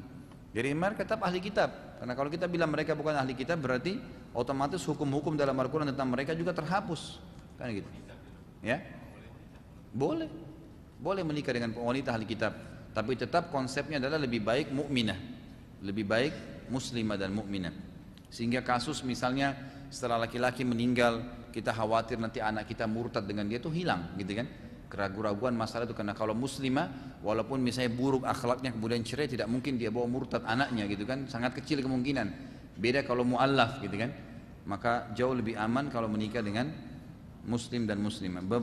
Beberapa teman ana bersahabat dengan non muslim. Sebenarnya apa batasan kita sebagai muslim dan muslimah dalam pergaulan non muslim? Boleh saja, nggak ada masalah, nggak ada masalah. Para sahabat Nabi banyak yang berteman dengan orang-orang kafir, banyak. Ada yang berteman dengan orang-orang Yahudi di Madinah, gitu kan? Nabi SAW itu bersahabat dengan pendeta Yahudi, bersahabat dekat. Yang Nabi utang sampai 20 sak kurma itu, 20 genggam kurma itu kena sahabat Nabi SAW. Abdullah bin Salam yang masuk Islam akhirnya pendeta Yahudi itu adalah teman Nabi SAW. Jadi boleh berteman, tapi pada batasan tidak boleh memberikan dukungan terhadap ibadah mereka, dan tidak boleh sampai mereka mengganggu akidah kita. Ustaz, saya mengagumi kecerdasan ilmu seorang ustaz atau guru yang saya ikuti tiap tausiah dan kajian yang beliau berikan melalui video, hingga berharap anak saya berjodoh dengan anaknya. Padahal anak belum tentu serupa bapaknya. Keinginan seperti ini apakah boleh? Apakah saya enggak ada apa-apa atau tidak ada sukufu dengan beliau? Tidak ada masalah, karena kita lihat orang itu soleh, kita berharap nanti anak kita sejodoh dengan anaknya, bisa saja, Allahu a'lam. Ya kan gitu. Waktu contohnya, jadi boleh ya, bukan aib Bapak Ibu sekalian, bukan aib pada saat saya punya anak misalnya, kemudian saya tawarkan kepada seorang yang soleh, itu bukan aib. Makanya Hafsah radhiyallahu anha, istri Nabi SAW ya, sebelum jadi istri Nabi itu sempat waktu sudah Umar anggap butuh suami, itu Umar keliling tuh. Umar datangin Abu Bakar pertama, wahai Abu Bakar, Hafsah sudah layak jadi istri, nikahilah. Jadi di sini Umar mencari siapa yang bisa menjadi anak mantunya yang paling soleh, yang dianggap cocok sama dia. Dia nggak datangin orang-orang sembarangan, tapi Abu Bakar yang didatangin. Abu Bakar bilang, saya nggak ada hajat. Dia datangin Utsman bin Affan, wahai Utsman, Hafsah layak dinikahi, nikahilah. Ya, Kata Utsman, saya sekarang tidak punya hajat, gitu kan. Ditolak oleh Utsman dengan cara baik-baik. Lalu Umar kembali dan sholat malam lalu berkata, ya Allah berikanlah jodoh terbaik untuk anakku Hafsah yang bisa membantunya dunia dan akhirat. Lalu Nabi SAW besok melamarnya. Kan dilamar oleh Nabi SAW dari doanya Umar. Tapi di sini kita ambil pelajaran, boleh seseorang, memang itu malah dianjurkan seorang ayah mencari jodoh yang baik buat anaknya. Ya, itu tidak ada masalah. Seorang ibu juga begitu. Kan gitu, kita berharap mudah-mudahan dengan ayahnya orang soleh, anaknya pun jadi soleh, insya Allah mudah-mudahan gitu kan, mudah-mudahan. Tapi kalau kita lihat misalnya ayahnya soleh, kemudian anaknya tidak misalnya, ya kita jangan jadikan patokan, gitu kan, belum tentu. Nabi Nuh alaihissalam nabi, tapi anaknya meninggal dalam keadaan kafir, itu bukan mustahil. Lebih utama mana sholat qobliyah atau ba'diyah? Masing-masing sholat tersebut pahalanya apa? Ya masing-masing lah. Qobliyah kan sebelum, ba'diyah sesudah. Jangan dipertemukan mana yang lebih afdal, dua-duanya dikerjakan, gitu kan? Jadi kalau Anda perlu tanya, kalau saya masuk masjid, lebih afdal tahiyat masjid atau sholat qabliyah, nah itu baru ketemu. Kalau sholat qabliyah sama ba'diyah gimana caranya cari mana afdal ini? Dua-duanya waktunya berbeda, dikerjakan sebelum dan sesudah sholat wajib, gitu kan? Jadi masing-masing punya kelebihan tentunya dengan izin Allah. Ini tergantung daripada hadis-hadis Nabi SAW yang sudah sering kita sampaikan. Seperti misalnya kata Nabi SAW, siapa yang menjaga 4 rakaat sebelum duhur, 4 rakaat sesudah duhur. Jadi qabliyah sendiri, ba'diyah sendiri. Maka Allah akan mengharamkan baginya api neraka. Itu kan, semoga Allah merahmati seorang hamba yang selalu menjaga 4 rakaat sebelum asar. Dan itu semua diingatkan oleh Nabi SAW. Saya memiliki teman yang bekerja pada bagian pengelolaan daging. Daging yang diolah ada yang mencakup daging yang juga tidak boleh dikonsumsi. Jadi dia mengelola daging halal sekaligus haram. Bagaimana penghasilan dan gaji yang ia terima? Apakah semua jadi haram? Dia sedang berusaha mencari pekerjaan lain. Allahu a'lam, minimal syubhat ya. Minimal syubhat. Ini hal yang samar-samar. Karena dia akhirnya mengelola sesuatu yang haram dan akhirnya disebarkan, gitu kan? Akhirnya disebarkan dan dikonsumsi oleh orang-orang. Walaupun orang yang konsumsi itu adalah orang yang dasarnya makan yang haram. Dan mudah-mudahan saya doakan bisa mendapatkan kerjaan yang halal. Ustaz, apa hukumnya kerja di pajak atau bea cukai? Pajak umumnya boleh saja, bea cukai juga dibolehkan. Instansi pemerintah yang tidak boleh kalau Anda salah gunakan jabatan itu. Produk haram misalnya, tidak boleh oleh pemerintah, kita bolehin aja karena disogok. Enggak boleh. Bekerja yang benar, ikutin peraturan, insya Allah tidak ada masalah. Dalam Islam ada karma enggak? Kalau ada, apa itu dan bagaimana menghindarinya? Sudah saya bilang, sebenarnya bisa kita, kalau saya pribadi mengatakan tanda kutipnya itu ada. Ya, adanya ini sesuai dengan sabda Nabi SAW, al-jaza min jinsil amal, balasan sesuai dengan kadar perbuatan seseorang. Sebagian ulama mengatakan ini sama dengan karma, gitu kan? Jadi itu boleh saja terjadi. Misal kita pernah berbohong, kita taubat, satu waktu pembersihan juga mungkin kita akan dibohongin. Itu sesuatu yang wajar saja, gitu kan? Ustaz, bagaimana jika kita lupa rakaat sholat kita? Haruskah kita sujud sahwi? Jika iya, bagaimana tata caranya? Iya, ulama mengatakan wajib bagi orang yang mengingatnya. Dan tata cara sujud sahwi, kalau kita mengingat jumlah rakaat yang kita lupa itu sebelum salam, maka sujud sahwinya sebelum salam. Misal lagi sholat, ini 3 atau 4 ya, oh, kita harus pilih yang lebih sedikit ya. Kata Nabi SAW, kalau seseorang dari kalian sholat lalu dia lupa berapa rakaat, maka pilihlah yang paling sedikit. Misal 3 atau 4, kita pilih 3. Kata Nabi SAW, kalau nanti dia setelah salam ternyata lebih 1 rakaat, maka dia telah diberikan balasan oleh Allah karena sudah sempurna targetnya. 4 jadi 5 lebih, gitu kan? Karena dia lupa. Tapi kalau dia pilih yang lebih banyak, misal 3 atau 4 nih, ternyata dia pilih 4. Dan memang sholatnya memang waktu itu kurang 1 rakaat, maka dia akan kekurangan pahala, bahkan bisa tidak diterima oleh Allah Subhanahu wa ta'ala. Maka kita pilih yang lebih sedikit, gitu kan? Nah, kalau kita ingat kesalahan kita sebelum salam, sujud sahwinya, sahwi ini kelalaian sebelum salam. Kalau misalnya kita sudah bubar nih, selesai salam, duduk sama teman ngobrol, terus tiba-tiba kita baru ingat, tadi lupa 1 rakaat nih. Kembali lagi, langsung kita berdiri, hadap kiblat, sholat 1 rakaat yang terlupa, kemudian kita salam, habis salam baru sujud sahwi. Sebagaimana hadis Bukhari, Nabi SAW pernah sholat asar, kemudian begitu tahiyat 2 rakaat, beliau salam. Habis itu beliau zikir. Kata para sahabat, kami mengira wahyu turun, mengubah sholat asar kembali kepada seperti masa di Mekah. Kan waktu di Mekah itu, sholat waktu awal diperintahkan Isra Mi'raj itu semuanya 2 rakaat ya. Subuh 2 rakaat, duhur 2 rakaat, asar 2 rakaat, maghrib 2 rakaat, isya 2 rakaat. Memang awal Isra Mi'raj begitu. Nanti tahun 2 Hijriyah baru berubah seperti sekarang nih. Subuh yang tetap, yang lainnya ditambah. Duhur, maghrib, duhur, asar, isya ditambah 2 rakaat, maghrib ditambah 1 rakaat. Maka subuh tetap dalam hukumnya gitu kan. Maka sahabat mengatakan kami mengira wahyu turun mengembalikan sholat asar kepada hukum awal 2 rakaat. Karena Nabi SAW zikir, habis itu Nabi berdiri sampai depan pintu. Dan para sahabat mengatakan kami tidak berani menegur Nabi karena masih ada Abu Bakar dan Umar dalam saf. Mereka pun diam, artinya ada orang yang dituain tuh. Mereka diam, ada ulamanya di sana. Akhirnya ada seorang sahabat Badui mendekati Nabi SAW berkata, ya Rasulullah, apakah wahyu datang, turun, mengubah sholat asar menjadi 2 lagi? Kata Nabi SAW, tidak. Atau anda lupa ya Rasulullah? Kata Nabi, saya tidak lupa. Nabi ini memang dengan hikmah Allah lupa ya. Allah ingin mengajarkan kepada para sahabat cara sujud sahwi. Maka Nabi SAW masuk ke masjid memegang tangan sahabat ini lalu berkata, benar gak yang orang ini bilang? Ya, kata para sahabat, benar ya Rasulullah, tadi anda cuma 2 rakaat. Maka Nabi SAW itu langsung menghadap kiblat, takbir, semua sahabat ikutin. 2 rakaat yang tersisa disolatin, salam, setelah salam baru beliau sujud sahwi. Perhatikan ya, jadi kalau ingat kesalahannya sebelum salam, sahwinya sebelum salam. Kalau sudah terlanjur bubar, maka sujud sahwinya setelah salam. Apakah ada anjuran untuk menindih telinga wanita? Bukan ada anjuran, tapi dilakukan oleh para sahabiat yang saya tahu. Para sahabiat melakukan menindih telinga-telinga mereka sebagai perhiasan, itu dibolehkan saja. Umumnya ulama fikih mengatakan itu hukumnya halal bagi kaum wanita. Apakah boleh ketika beristighfar dengan niat untuk meminta ampun selain untuk diri sendiri, tetapi juga untuk orang tua dan untuk orang-orang yang pernah saya gibahi sekaligus? Boleh. Seperti kita bilang Allah maghfir lil muslimina wal muslimat, itu boleh kan? Tidak ada masalah, kita minta ampun untuk seluruh kaum muslimin boleh. Ustadz bisa tolong ceritakan sejarah Imam Bukhari yang katanya orang Rusia. Bagaimana beliau dapat meriwayatkan banyak hadis? Beliau memang dari wilayah Rusia, ya, wilayah Bukhari itu nama wilayah Bukhara. Bukhara itu Rusia. Memang beliau asli Rusia, gitu kan?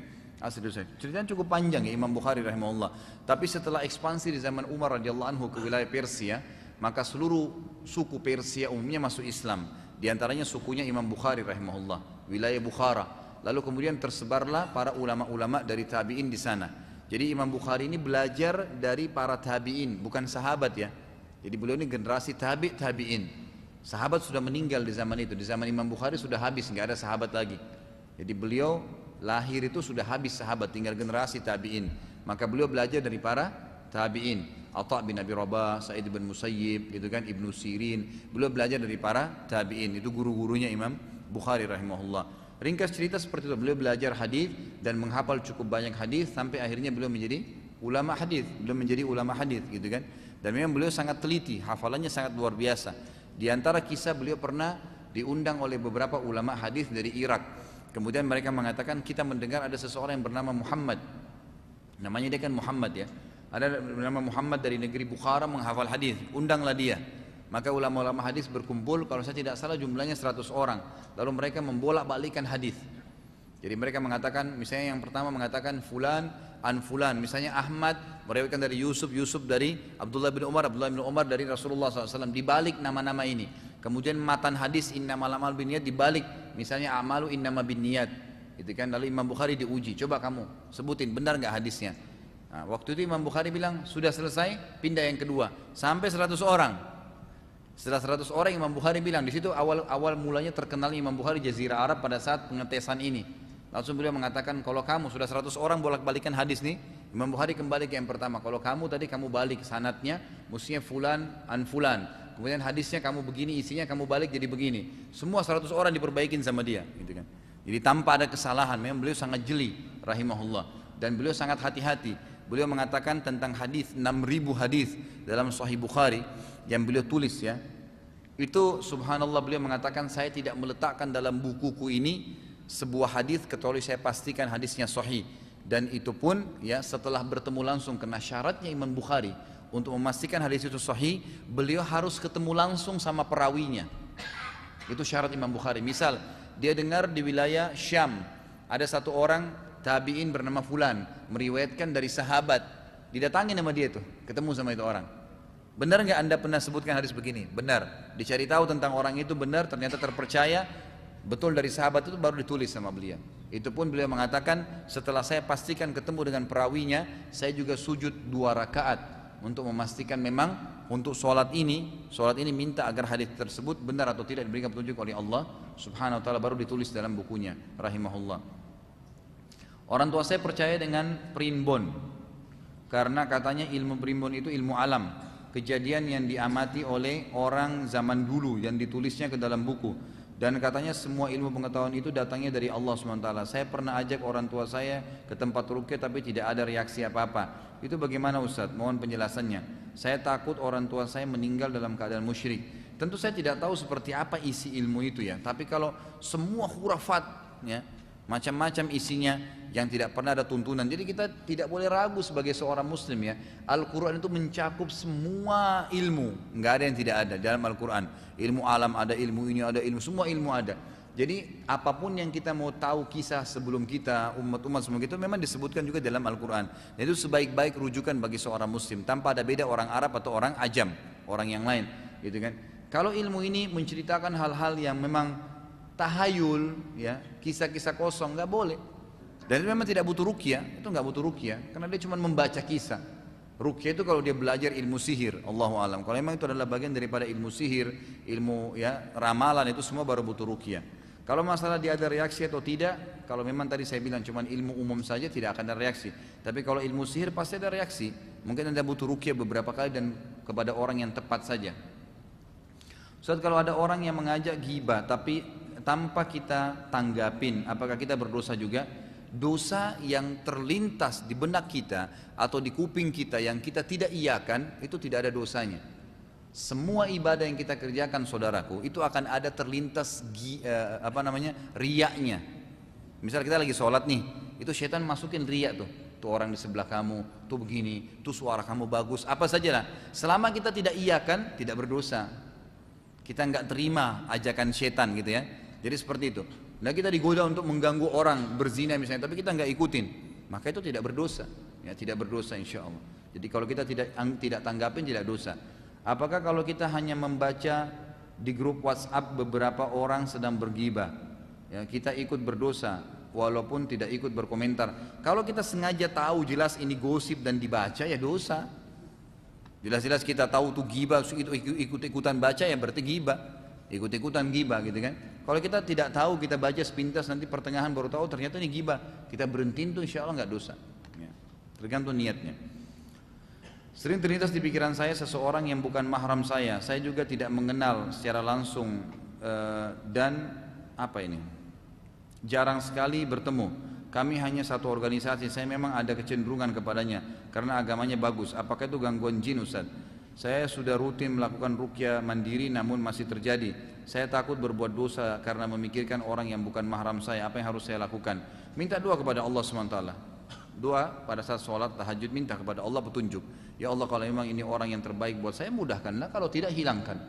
Jangan, Ustaz tidak bisa buat apa-apa. Tidak bisa kita menghilangkan perasaan itu dari Anda.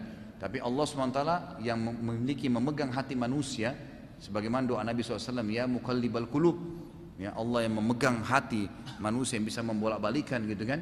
Tsabbit qulubana dinik, tekankanlah, pastikanlah hati kami dalam agamamu. Kata sebagian ulama adalah setiap ada sesuatu maksiat yang bisa mengganggu hati manusia, maka dia semestinya berdoa kepada Allah untuk ditekohkan hatinya ya, seperti itu. Apakah ada larangan penggunaan lonceng pada kalung hewan pemeliharaan kucing? Setahu saya lonceng dilarang ya, setahu saya lonceng dilarang dengan alasan apapun. Ya sebagaimana pernah ada buku saya bawain dulu, judulnya itu Rumah-rumah yang tidak dimasukin oleh malaikat. Anda bisa beli, terbitan Gema Insani Press buku itu. Coba dibeli, itu termasuk ada hadis yang sangat keras larangan di rumah atau dimanapun menggunakan lonceng karena menyerupai tradisi orang-orang Nasrani. Jadi sebaiknya nggak usah. Apakah profesi fotografer dilarang? Tergantung. Fotonya apa dulu? Kalau foto perempuan telanjang ya dilarang, gitu kan? Tapi kalau foto-foto yang benar, pemandangan, gunung, nggak ada masalah. Sesuatu yang tidak dilarang. Jadi itu kembali kepada yang diambil, yang di-shoot itu haram atau tidak. Apakah ada apabila ada seseorang yang tinggal di negara yang mayoritas non-muslim, apakah boleh makan daging sapi dan semacamnya, sedangkan tidak mungkin dia bisa menelusuri apakah daging itu disembelih oleh muslim atau ahli kitab? Allahu alam, yang saya tahu ya, di negara-negara non-muslim dan hampir semua pada saat saya mencari informasi saya temukan sama. Di negara non-muslim itu Umumnya subhanallah dengan hikmah Allah ada komunitas muslim. Ada komunitas muslim, kalau kota-kota besar ya, lain kalau memang di pedalaman yang jauh, pelosok itu mungkin lain. Tapi kalau di kota-kota besar ya kayak di Australia ada di Melbourne, ada di Sydney, ada di Brisbane, di kota-kota mungkin di London, di Eropa, di Paris, mungkin di Perancis itu kota-kota besar umumnya ada komunitas muslim dan umumnya ada mereka punya hari Jumat mereka sholat di mana nanti setelahnya ada makan-makan, ada yang jual makan itu ada insya Allah gitu kan ada.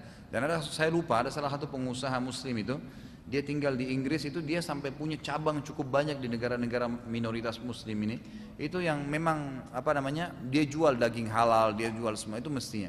Tapi kalau anda pun berada di memang tempat anda tidak tahu maka bisa memakan sembelihan ahli kitab sebagaimana Allah sebutkan dalam surah Al-Maidah ayat 5 menjelaskan boleh memakan sembelihan ahli kitab yang tentu yang halal ya seperti sapi ayam nggak boleh sembelihan hewan yang dilarang. Di rumah saya banyak tikus dan kecoak, bagaimana cara membasminya secara benar? Tanya kepada ahlinya itu. Siapa di sini yang bekerja nih membasmi serangga? Kalau tanya kepada saya hukum halal haram, Bapak Ibu, masa basmi kecoak? Tapi boleh, kalau mau dibunuh boleh saja gitu kan.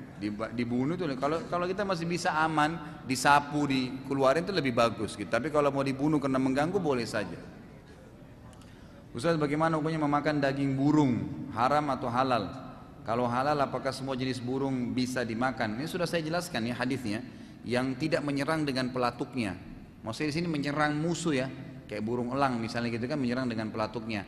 Tapi kalau kayak burung merpati itu halal, burung puyuh gitu kan. Itu semua dibolehkan selama tidak menyerang dengan pelatuknya. Ustadz dalam pembagian warisan ketika terjadi beda keinginan anak laki-laki ingin dengan hukum faraid dan wanita dibagi rata. Kemudian anak laki-laki berkata bahwa dia tidak ikhlas. Jika ada yang tidak ikhlas anak laki-laki maka hukum uangnya adalah haram. Benarkah uang menjadi haram ketika ada anak laki-laki yang tidak setuju dan tidak ikhlas Ustadz? Anak laki-laki, iya jelas. Masalah anak laki-laki ikhlas atau tidak ikhlas dalam menerima pembagian tetap hukumnya berdosa. Nggak boleh membagi harta tidak mengikuti hukum Allah, haram hukumnya. Kalau misalnya sudah dibagi laki-laki 2 bagian perempuan 1 lalu si anak laki-laki mengatakan sudah deh bagian saya kasih kakak saya yang perempuan silahkan. Setelah itu ya, tapi kalau dari awal dibagi rata nggak boleh walaupun laki-lakinya setuju. Ini bukan masalah dia setuju, masalahnya hukum Allah di sini. Nggak bisa.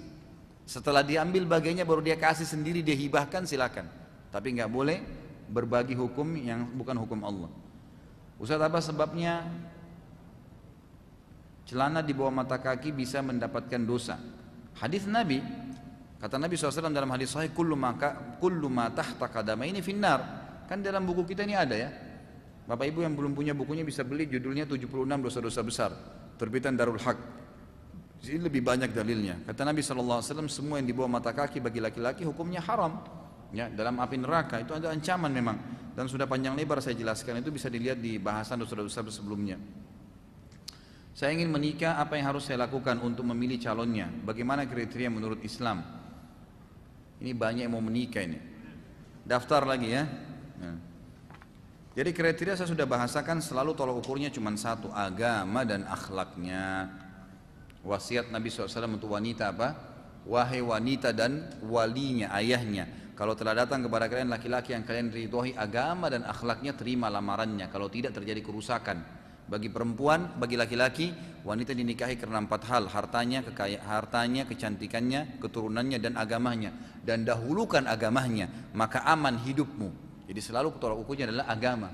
Yang kedua baru datang fisik, datang kekayaan dan seterusnya. Waktu apa ini? Tawaf putaran 1 baca doa, putaran 2 doanya beda lagi, 3 doanya beda lagi. Apakah itu termasuk bid'ah? Enggak, sama sekali bebas, berdoa apa saja. Silakan. Karena Nabi SAW membolehkan meminta doa apa saja pada saat tawaf, jadi boleh saja. Bagaimana hukumnya sholat tasbih yang dikerjakan 1 bulan sekali? Enggak ada masalah. Boleh saja, karena Nabi SAW dalam sholat tasbih yang dihasankan oleh Syekh Albani hadisnya, kata Nabi kepada Abbas radhiyallahu anhu, saya ajarkan kamu sholat wahai pamanku, kerjakanlah setiap hari sekali. Kalau kamu tidak bisa seminggu sekali, kalau kau tidak bisa sebulan sekali, kalau kau tidak bisa setahun sekali, kalau kau nggak bisa minimal sekali seumur hidupmu. Berarti di sini ada dibolehkan sebulan sekali, nggak ada masalah. Boleh nggak datang reuni SMP dan reuni SMA? Kalau tidak ada maksiat silahkan. Kalau nggak ada maksiat, dibuat pengajian misalnya, nggak ada masalah. Gitu kan? Ustadz, hukum memberi infak pada pengemis di pinggir jalanan, lalu bagaimana perihal larangan dari pemerintah, undang-undang yang melarang memberi? Ya kalau misalnya kita memang melihat orang-orang itu sangat butuh gitu kan, karena saya sampai sekarang ini belum melihat ada sosialisasi dari pemerintah kita untuk mengambil alih ya secara 100%, karena mereka masih banyak yang berjalanan dan susah hidupnya gitu kan. Mestinya memang kalau dilarang pun mesti memang ada konsekuensi, diambil, diamankan supaya tidak ada memang ya kan, sehingga kita bisa menyumbang dengan cara baik. Allah alam, saya masih melihat sekarang itu kalau memang kita lihat keadaannya, kalau orang itu betul-betul susah, ada seorang ibu yang sangat tua gitu kan. Saya kemarin keluar dari rumah saya itu ada seorang ibu, kesian sekali kelihatan dari bajunya, jalannya juga susah, duduk di pinggir jalan, berharap mungkin cuma untuk beli nasi saja. Kesian sekali, nggak mungkin orang seperti ini mau bohong gitu kan. Tapi kalau ada anak muda datang cuman pukul-pukul tangannya di lampu merah minta uang, apa gitu kan, ya nggak usah, itu nggak usah dikasih. Mungkin bisa masuk dalam kategori larangan di sini karena memang dia tidak ada sesuatu yang mendesak untuk itu ya. Allahu a'lam. Ustaz, kalau pernah menabrak kucing lalu kucingnya terzalimi, lalu secara fakta anaknya lahir kemudian cacat, apakah boleh percaya pada perihal karma demikian? Enggak ada, khurafat semua itu kan, tidak ada. Jadi kalau kita tabrak kucing ya ditabrak. Kalau anda sengaja beristighfar pada Allah, tidak sengaja juga istighfar, dikubur. Jadi bohong semua itu, tahayul di Indonesia itu ya, mengatakan kalau tabrak kucing nanti mobilnya juga tabrakan, nanti anaknya kalau lahir cacat, itu nggak ada, nggak boleh dipercaya, itu tatayur namanya, menggantungkan nasib dan bahaya pada benda tertentu. Ustaz, tolong berikan nasihat untuk pasangan yang baru melangsungkan pernikahan. Nasihat saya pertama, perdalam ilmu syar'i, kenali. Yang kedua, kenali kewajiban-kewajiban dan hak masing-masing lalu jalankan, gitu kan. Selalu jadikan Allah dan Rasulnya sebagai rujukan dalam rumah tangga. Kemudian jalankanlah rumah tangga itu sesuai dengan agama. Ringkasnya begitu ya. Apa hukumnya melakukan siraman atau upacara adat sebelum nikah, walaupun niatnya cuma melaksanakan tradisi adat saja? Apakah itu termasuk bid'ah? Kalau setahu saya, Allahu a'lam, itu dilarang oleh para ulama. Semua itu dilarang karena biasanya punya tujuan, dimandikanlah, di apa itu biasanya punya tujuan, punya maksud. Walaupun kadang-kadang orang tua kita, kalau tua kita nggak mau kerjain, dikatakan ini enggak kok, cuman biasa adat aja, tetap nggak boleh. Karena memang dalam Islam yang Nabi SAW contohkan pernikahan itu dimudahkan. Kemarin tuh saya lagi diundang di Hong Kong, subhanallah, saya ceramah. Pas saya ceramah ada dua kejadian pada saat itu. Saya ceramah di depan banyak sekali TKW kita di sana kemarin tuh. Bisa yang hadir mungkin Masya Allah ratusan orang, mungkin lebih bahkan ya. Kemudian ada dua kejadian, yang satu ada satu Nasraniyah, kalau tidak salah perempuan mau masuk Islam, minta supaya Ustadz tuntun syahadat. Yang satu lagi mau nikah, ya, calonnya dari Jepang apa kalau nggak salah, yang mempelai perempuannya kerja di Hong Kong itu sendiri. Lalu kesempatan itu saya gunakan momen untuk mengingatkan mereka. Saya bilang, perhatikanlah mudahnya agama Islam dicontoh yang saya praktikin. Anda ibu yang mau masuk Islam? Iya katanya. Baik, sekarang saya tuntun syahadat Anda di tempat Anda. Nggak ada kewajiban mandi, nggak ada kewajiban apa-apa. Syahadat dan Anda sudah muslimah. Anda meninggal semenit kemudian Anda akan masuk surga. Silakan. Asyhadu an la ilaha illallah, asyhadu anna muhammadar rasulullah. Diucapin syahadat sambil menangis ibu itu, subhanallah. Sudah selesai. Udah ya, ini sudah muslimah. Saya bilang, Anda mau ucapkan selamat sama dia silahkan, tapi begini, nggak ada yang lain untuk syahadat. Jadi jangan tunggu syahadat teman-teman yang Anda kenal atau siapapun. Syahadat yang penting. Nggak usah kasih buku tebal dulu nih pelajarin ya, baru suruh syahadat, gitu kan? Itu nggak perlu, karena kalau dia meninggal malam itu dia sudah mau masuk Islam, Anda tanggung jawab. Kenapa nggak syahadatin, gitu kan? Suruh syahadat, itu mudah. Lalu pada saat menikah saya panggil, silakan laki-lakinya, saya bilang, ini sudah diwakilkan kewalihannya sudah. Baik, lihat, perhatikan dalam Islam. Inilah kemuliaan Islam. Hubungan biologis akan halal di sini, bisa dinikmatin, punya keturunan yang jelas statusnya hanya dengan kalimat akad. Si perempuan laki-laki ini saya bilang, Anda cukup mengucapkan saya terima nikahnya, sudah sah. Pada saat saya yang nikahkan, saya nikahkan Anda dengan fulana binti fulana yang diwakilkan oleh walinya si fulan dari Indonesia, kebetulan mewakilkan gitu kan. Maka dengan mas kawin ini, dia bilang saya terima nikahnya, sah, selesai. Saya bilang selesai pernikahan, sengaja saya bilang begitu, selesai pernikahan. Enggak ada perlu menyebutkan Al-Fatihah untuk ini, membaca doa khusus, tidak pernah Nabi SAW kerjakan. Nabi kalau ada sahabatnya mau nikah, langsung dinikahkan, selesai, disuruh pulang. Loh memang begitu, supaya menunjukkan mudahnya pernikahan, gitu kan? Sehingga tidak ada lagi pintu zina yang terbuka. Allahu alam. Jadi seperti itu harus gambarannya. Saat ini saya sedang menjalankan bisnis bersama sahabat saya, namun sahabat saya non muslim. Bagaimana hukumnya berbisnis dengan non muslim? Boleh saja, nggak ada masalah selama bisnisnya halal, boleh.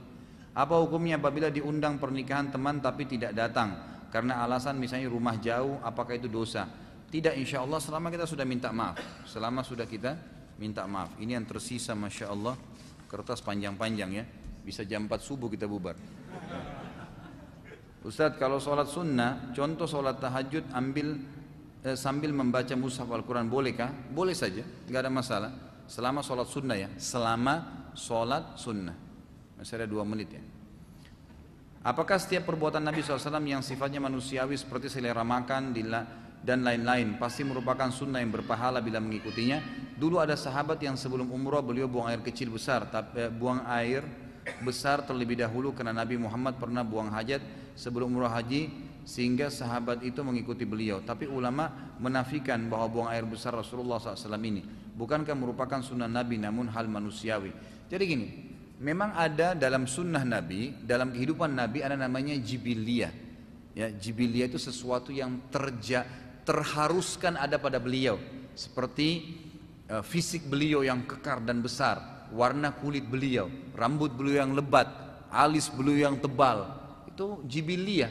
Nggak mungkin umatnya semua sama alisnya dan rambutnya dengan Nabi SAW, gitu kan? Termasuk cara jalan Nabi SAW, dikatakan dalam hadis Nabi kalau jalan seperti orang turun dari bukit. Jadi cepat sekali Nabi SAW kalau jalan, gitu kan? Jadi ciri fisik, kemudian cara jalan, itu semua kata para ulama adalah manusiawi. Nabi SAW tidak masuk dalam syariat, tidak masuk dalam syariat. Tapi kalau ada orang mengerjakannya karena itu ciri dalam dirinya Nabi, boleh, nggak masalah. Tapi bukan bagian daripada syariat. Termasuk dalam sini adalah masalah imamah. Ya, imamah itu bukan bagian daripada syariat Islam sebenarnya. Tapi Nabi SAW memakai imamah, dan perlu ditahu zaman itu orang kafir Quraisy pun pakai imamah. Jadi pakaian orang pada saat itu ya. Jadi tidak ada secara khusus memang Nabi memerintahkan pakailah imamah misalnya, gitu kan? Ini disebutkan oleh Dr. Sulaiman Rahili pada saat saya sedang berjalan bersama beliau dan beliau jelaskan kepada saya imamah termasuk bagian daripada kebiasaan Nabi SAW, tidak masuk dalam bagian syariat, gitu kan?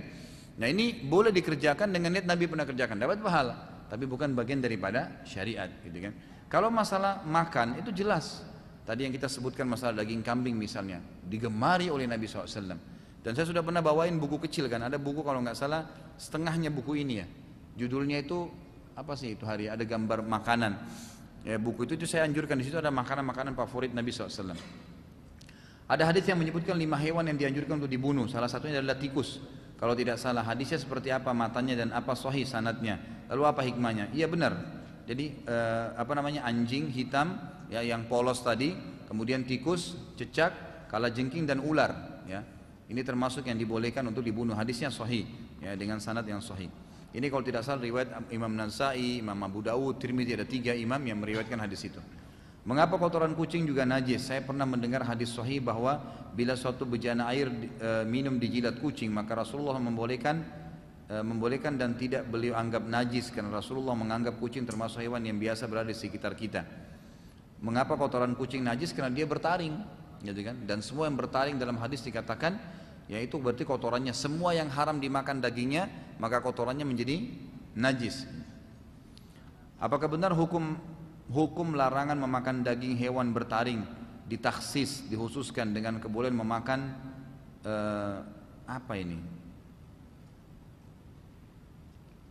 dubuk ya atau hyena? Hyena atau dubuk merupakan salah satu hewan buas yang bertaring, tetap tidak boleh. Tidak ada pengkhususan. Semua yang bertaring dalam hadis sahih Bukhari dikatakan haram dikonsumsi. Tadi antum menyebutkan lukisan tumbuh-tumbuhan karena termasuk makhluk hidup. Apakah haram bila berada di rumah? Apakah tidak bertentangan dengan hadis bahwa Rasulullah mengajarkan bila harus melukis maka boleh melukis tumbuh-tumbuhan? Tidak, saya sudah bilang kan, saya tidak mengatakan lukisan tumbuh-tumbuhan tidak boleh. Jadi melukis tumbuh-tumbuhan itu tidak masuk dalam larangan, karena harus yang dilarang itu yang berjiwa. Yang berjiwa itu seperti ruh ya. Itu umumnya ulama mengatakan manusia, jin, hewan dan orang. Ulama sebagian memasukkan malaikat, sebagian lagi memasukkan malaikat. Allahu alam. Kalau benar dari Allah, kalau salah dari saya mohon dimaafkan. Subhanakallahumma wa bihamdika asyhadu an la ilaha illa anta astaghfiruka wa atubu ilaik. Wassalamualaikum warahmatullahi wabarakatuh.